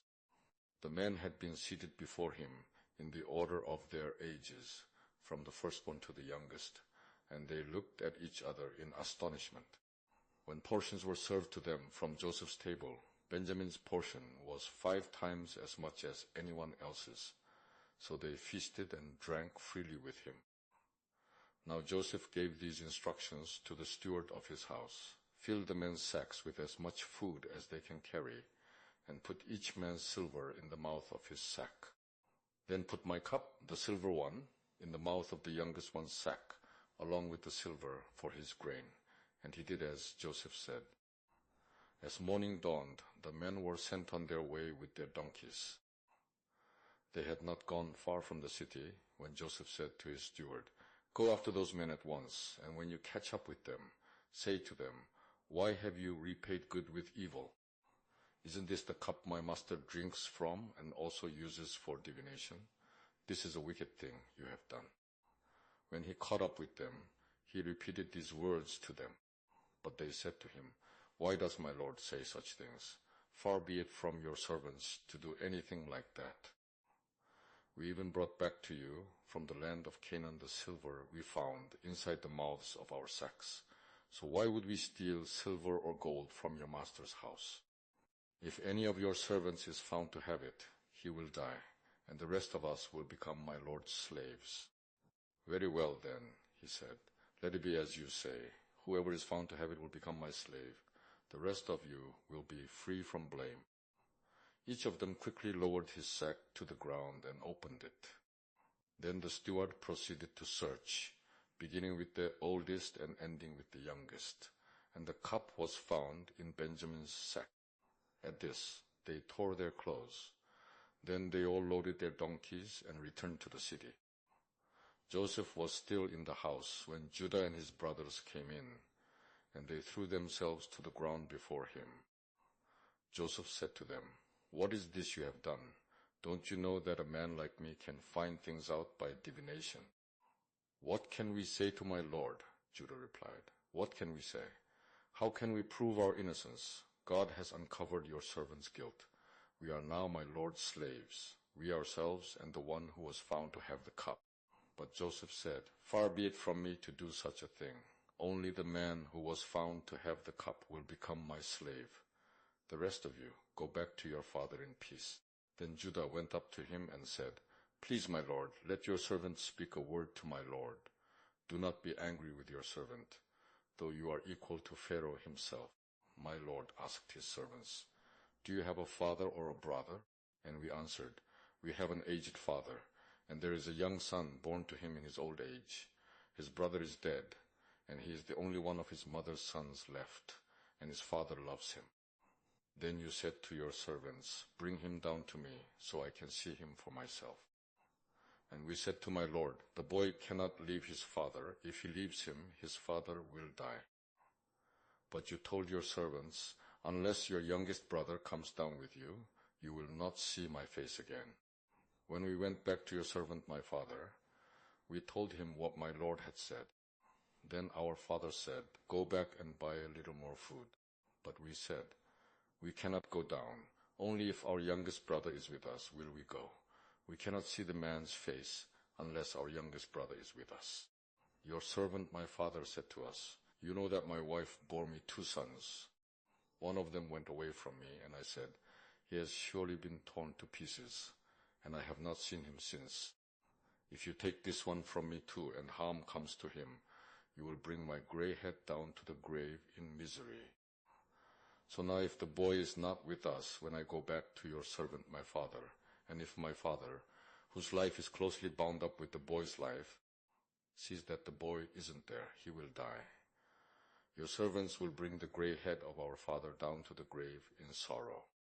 Your servant guaranteed the boy's safety to my father. I said, "If I do not bring him back to you, I will bear the blame before you, my father, all my life. Now then, please let your servant remain here as my lord's slave in place of the boy, and let the boy return with his brothers. How can I go back to my father if the boy is not with me? No, do not let me see the misery that would come upon my father." Then Joseph could no longer control himself before all his attendants, and he cried out, "Have everyone leave my presence." So there was no one with Joseph when he made himself known to his brothers. And he wept so loudly that the Egyptians heard him, and Pharaoh's household heard about it. Joseph said to his brothers, "I am Joseph. Is my father still living?" But his brothers were not able to answer him, because they were terrified at his presence. Then Joseph said to his brothers, "Come close to me." When they had done so, he said, "I am your brother Joseph, the one you sold into Egypt. And now, do not be distressed, and do not be angry with yourselves for selling me here, because it was to save lives that God sent me ahead of you. For 2 years now, there has been famine in the land, and for the next 5 years there will not be plowing and reaping. But God sent me ahead of you to preserve for you a remnant on earth and to save your lives by a great deliverance. So then, it was not you who sent me here, but God. He made me father to Pharaoh, lord of his entire household and ruler of all Egypt. Now hurry back to my father and say to him, 'This is what your son Joseph says. God has made me lord of all Egypt. Come down to me. Don't delay. You shall live in the region of Goshen and be near me, you, your children and grandchildren, your flocks and herds, and all you have. I will provide for you there, because 5 years of famine are still to come. Otherwise you and your household and all who belong to you will become destitute. You can see for yourselves, and so can my brother Benjamin, that it is really I who am speaking to you. Tell my father about all the honor accorded me in Egypt and about everything you have seen, and bring my father down here quickly.' Then he threw his arms around his brother Benjamin and wept, and Benjamin embraced him, weeping. And he kissed all his brothers and wept over them. Afterward his brothers talked with him. When the news reached Pharaoh's palace that Joseph's brothers had come, Pharaoh and all his officials were pleased. Pharaoh said to Joseph, 'Tell your brothers, do this, load your animals and return to the land of Canaan, and bring your father and your families back to me. I will give you the best of the land of Egypt, and you can enjoy the fat of the land.' You are also directed to tell them, 'Do this. Take some carts from Egypt for your children and your wives, and get your father and come. Never mind about your belongings, because the best of all Egypt will be yours." So the sons of Israel did this. Joseph gave them carts, as Pharaoh had commanded, and he also gave them provisions for their journey. To each of them he gave new clothing, but to Benjamin he gave 300 shekels of silver and 5 sets of clothes. And this is what he sent to his father: 10 donkeys loaded with the best things of Egypt, and 10 female donkeys loaded with grain and bread and other provisions for his journey. Then he sent his brothers away, and as they were leaving, he said to them, "Don't quarrel on the way." So they went up out of Egypt and came to their father Jacob in the land of Canaan. They told him, "Joseph is still alive. In fact, he is ruler of all Egypt." Jacob was stunned. He did not believe them. But when they told him everything Joseph had said to them, and when he saw the carts Joseph had sent to carry him back, the spirit of their father Jacob revived. And Israel said, "I am convinced my son Joseph is still alive. I will go and see him before I die." So Israel set out with all that was his, and when he reached Beersheba, he offered sacrifices to the God of his father Isaac. And God spoke to Israel in a vision at night and said, "Jacob, Jacob." "Here I am," he replied. "I am God, the God of your father," he said. "Do not be afraid to go down to Egypt, for I will make you into a great nation there. I will go down to Egypt with you, and I will surely bring you back again, and Joseph's own hand will close your eyes." Then Jacob left Beersheba, and Israel's sons took their father, Jacob, and their children and their wives in the carts that Pharaoh had sent to transport him. They also took with them their livestock and the possessions they had acquired in Canaan, and Jacob and all his offspring went to Egypt. He took with him to Egypt his sons and grandsons and his daughters and granddaughters, all his offspring.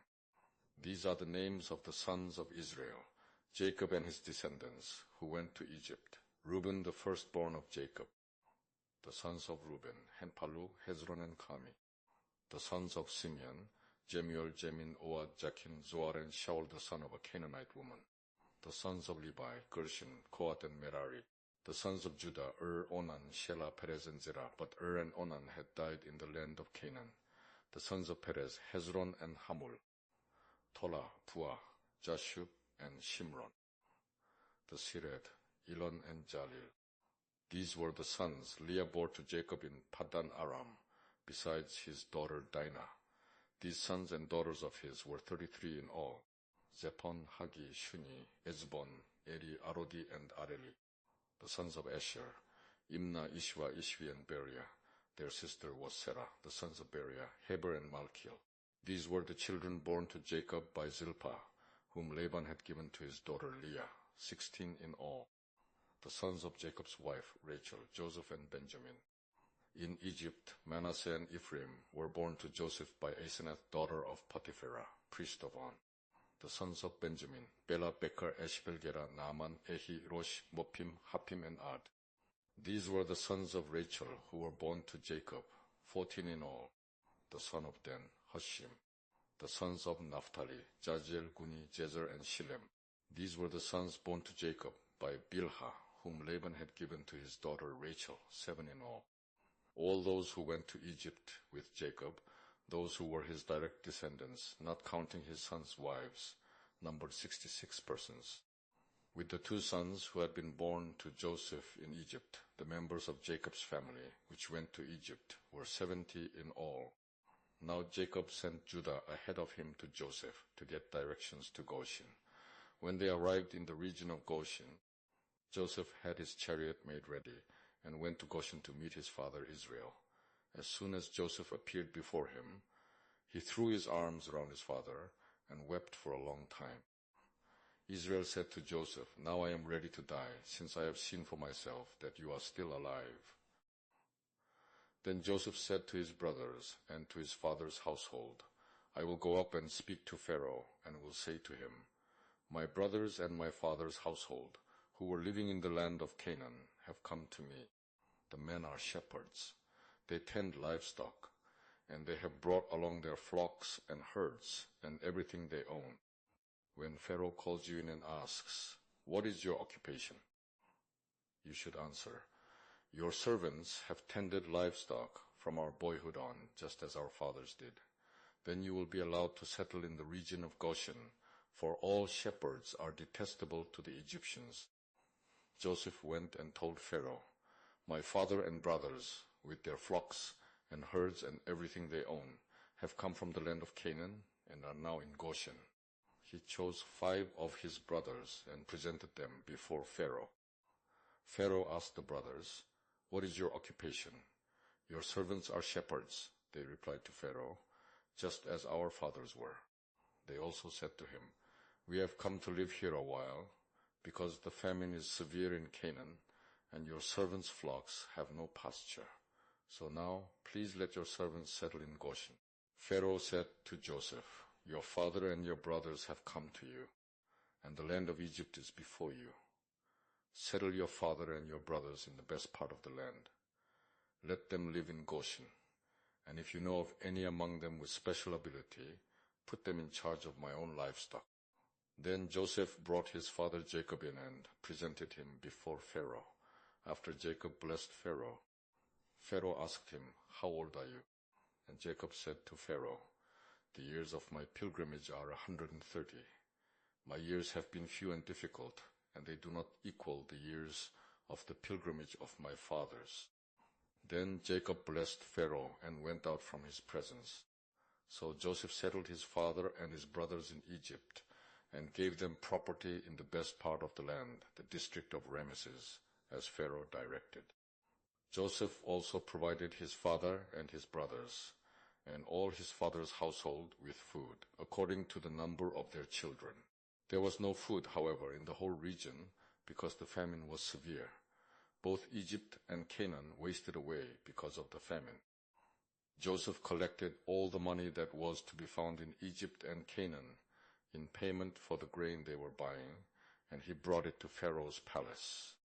When the money of the people of Egypt and Canaan was gone, all Egypt came to Joseph and said, "Give us food. Why should we die before your eyes? Our money is used up." "Then bring your livestock," said Joseph. "I will sell you food in exchange for your livestock, since your money is gone." So they brought their livestock to Joseph, and he gave them food in exchange for their horses, their sheep and goats, their cattle and donkeys. And he brought them through that year with food in exchange for all their livestock.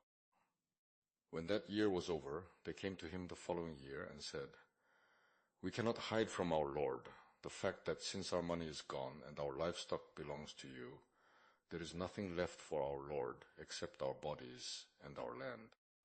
Why should we perish before your eyes, we and our land as well? Buy us and our land in exchange for food, and we with our land will be in bondage to Pharaoh. Give us seed so that we may live and not die, and that the land may not become desolate." So Joseph bought all the land in Egypt for Pharaoh. The Egyptians, one and all, sold their fields because the famine was too severe for them. The land became Pharaoh's, and Joseph reduced people to servitude from one end of Egypt to the other. However, he did not buy the land of the priests, because they received a regular allotment from Pharaoh and had food enough from the allotment Pharaoh gave them. That is why they did not sell their land. Joseph said to the people, "Now that I have bought you and your land today for Pharaoh, here is seed for you so you can plant the ground. But when the crop comes in, give 1/5 of it to Pharaoh. The other 4/5 you may keep as seed for the fields and as food for yourselves and your households and your children." "You have saved our lives," they said. "May we find favor in the eyes of our Lord. We will be in bondage to Pharaoh." So Joseph established it as a law concerning land in Egypt, still in force today, that 1/5 of the produce belongs to Pharaoh. It was only the land of the priests that did not become Pharaoh's. Now the Israelites settled in Egypt in the region of Goshen. They acquired property there and were fruitful and increased greatly in number. Jacob lived in Egypt 17 years, and the years of his life were 147. When the time drew near for Israel to die, he called for his son Joseph and said to him, "If I have found favor in your eyes, put your hand under my thigh and promise that you will show me kindness and faithfulness. Do not bury me in Egypt." But when I rest with my fathers, carry me out of Egypt and bury me where they are buried. I will do as you say, he said. Swear to me, he said. Then Joseph swore to him, and Israel worshipped as he leaned on the top of his staff. Some time later, Joseph was told, "Your father is ill," so he took his 2 sons, Manasseh and Ephraim, along with him. When Jacob was told, "Your son Joseph has come to you," Israel rallied his strength and sat up on the bed. Jacob said to Joseph, "God Almighty appeared to me at Luz in the land of Canaan, and there he blessed me and said to me, 'I am going to make you fruitful and will increase your numbers. I will make you a community of peoples, and I will give this land as an everlasting possession to your descendants after you.' Now then, your 2 sons born to you in Egypt before I came to you here will be reckoned as mine. Ephraim and Manasseh will be mine, just as Reuben and Simeon are mine. Any children born to you after them will be yours. In the territory they inherit, they will be reckoned under the names of their brothers." As I was returning from Padan, to my sorrow Rachel died in the land of Canaan while we were still on the way, a little distance from Ephrath.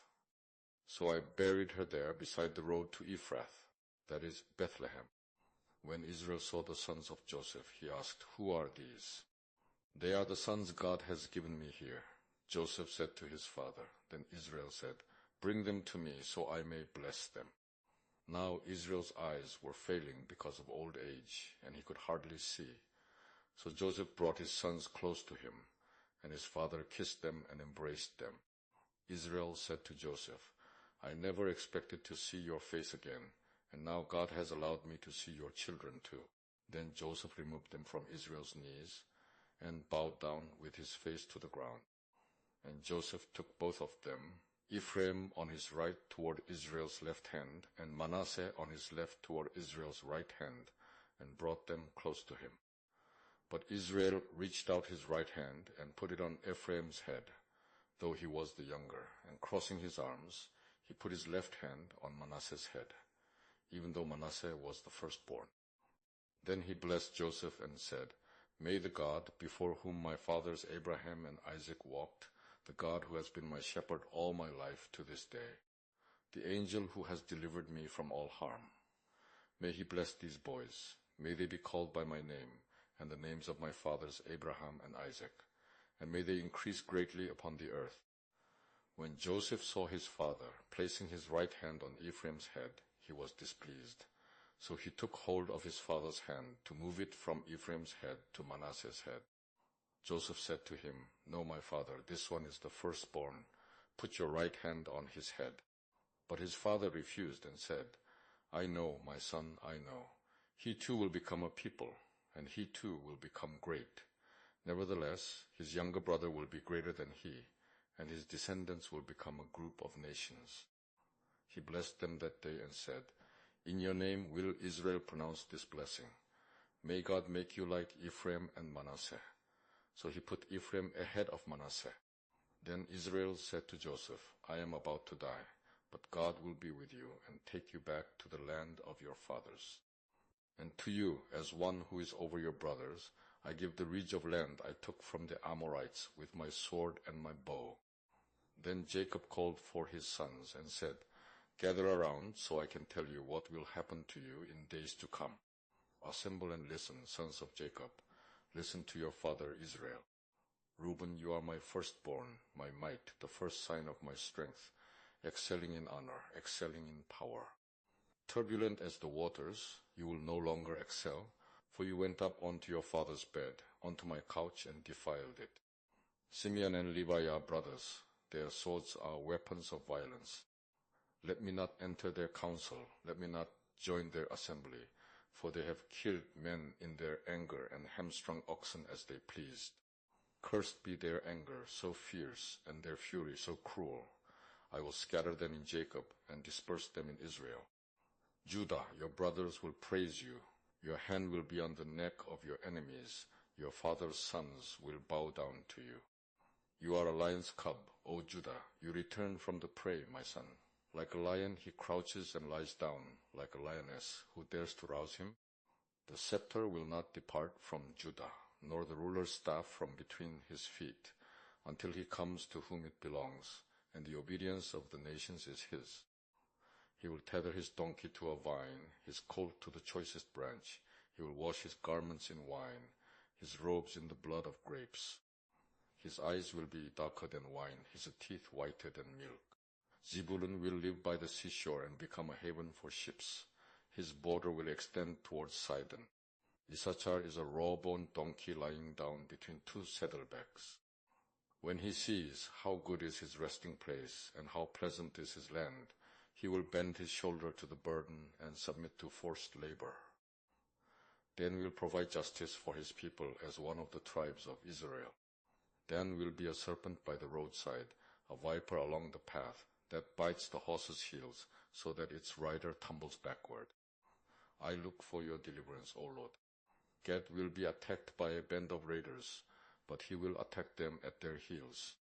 Asher's food will be rich. He will provide delicacies fit for a king. Naphtali is a dew set free that bears beautiful fawns. Joseph is a fruitful vine near spring, whose branches climb over a wall. With bitterness archers attacked him. They shot at him with hostility. But his bow remained steady. His strong arms stayed limber, because of the hand of the mighty one of Jacob, because of the shepherd, the rock of Israel, because of your father's God, who helps you, because of the Almighty, who blesses you with blessings of the heavens above, blessings of the deep that lies below, blessings of the breast and womb. Your father's blessings are greater than the blessings of the ancient mountains, than the bounty of the age-old hills. Let all these rest on the head of Joseph, on the brow of the prince among his brothers. Benjamin is a ravenous wolf. In the morning he devours the prey. In the evening he divides the plunder. All these are the 12 tribes of Israel, and this is what their father said to them when he blessed them, giving each the blessing appropriate to him. Then he gave them these instructions. I am about to be gathered to my people. Bury me with my fathers in the cave in the field of Ephron the Hittite, the cave in the field of Machpelah near Mamre in Canaan, which Abraham bought as a burial place from Ephron the Hittite along with the field. There Abraham and his wife Sarah were buried. There Isaac and his wife Rebekah were buried, and there I buried Leah. The field and the cave in it were bought from the Hittites. When Jacob had finished giving instructions to his sons, he drew his feet up into the bed, breathed his last, and was gathered to his people. Joseph threw himself upon his father and wept over him and kissed him. Then Joseph directed the physicians in his service to embalm his father Israel. So the physicians embalmed him, taking a full 40 days, for that was the time required for embalming. And the Egyptians mourned for him 70 days. When the days of mourning had passed, Joseph said to Pharaoh's court, If I have found favor in your eyes, speak to Pharaoh for me. Tell him, my father made me swear an oath and said, I am about to die. Bury me in the tomb I dug for myself in the land of Canaan. Now let me go up and bury my father. Then I will return. Pharaoh said, Go up and bury your father, as he made you swear to do. So Joseph went up to bury his father. All Pharaoh's officials accompanied him, the dignitaries of his court, and all the dignitaries of Egypt, besides all the members of Joseph's household, and his brothers, and those belonging to his father's household. Only their children and their flocks and herds were left in Goshen. Chariots and horsemen also went up with him. It was a very large company. When they reached the threshing floor of Atad near the Jordan, they lamented loudly and bitterly, and there Joseph observed a 7-day period of mourning for his father. When the Canaanites who lived there saw the mourning at the threshing floor of Atad, they said, The Egyptians are holding a solemn ceremony of mourning. That is why that place near the Jordan is called Abel Mizraim. So Jacob's sons did as he had commanded them. They carried him to the land of Canaan and buried him in the cave in the field of Machpelah, near Mamre, which Abraham had bought as a burial place from Ephron the Hittite, along with the field. After burying his father, Joseph returned to Egypt together with his brothers and all the others who had gone with him to bury his father. When Joseph's brothers saw that their father was dead, they said, "What if Joseph holds a grudge against us and pays us back for all the wrongs we did to him?" So they sent word to Joseph, saying, "Your father left these instructions before he died. This is what you are to say to Joseph. I ask you to forgive your brothers the sins and the wrongs they committed in treating you so badly. Now please forgive the sins of the servants of the God of your father." When their message came to him, Joseph wept. His brothers then came and threw themselves down before him. "We are your slaves," they said. But Joseph said to them, "Don't be afraid. Am I in the place of God? You intended to harm me, but God intended it for good to accomplish what is now being done, the saving of many lives. So then don't be afraid. I will provide for you and your children." And he reassured them and spoke kindly to them. Joseph stayed in Egypt along with all his father's family. He lived 110 years and saw the third generation of Ephraim's children. Also the children of Machir's son of Manasseh were placed at birth on Joseph's knees. Then Joseph said to his brothers, "I am about to die, but God will surely come to your aid and take you up out of this land to the land he promised on oath to Abraham, Isaac, and Jacob." And Joseph made the sons of Israel swear an oath and said, "God will surely come to your aid, and then you must carry my bones up from this place."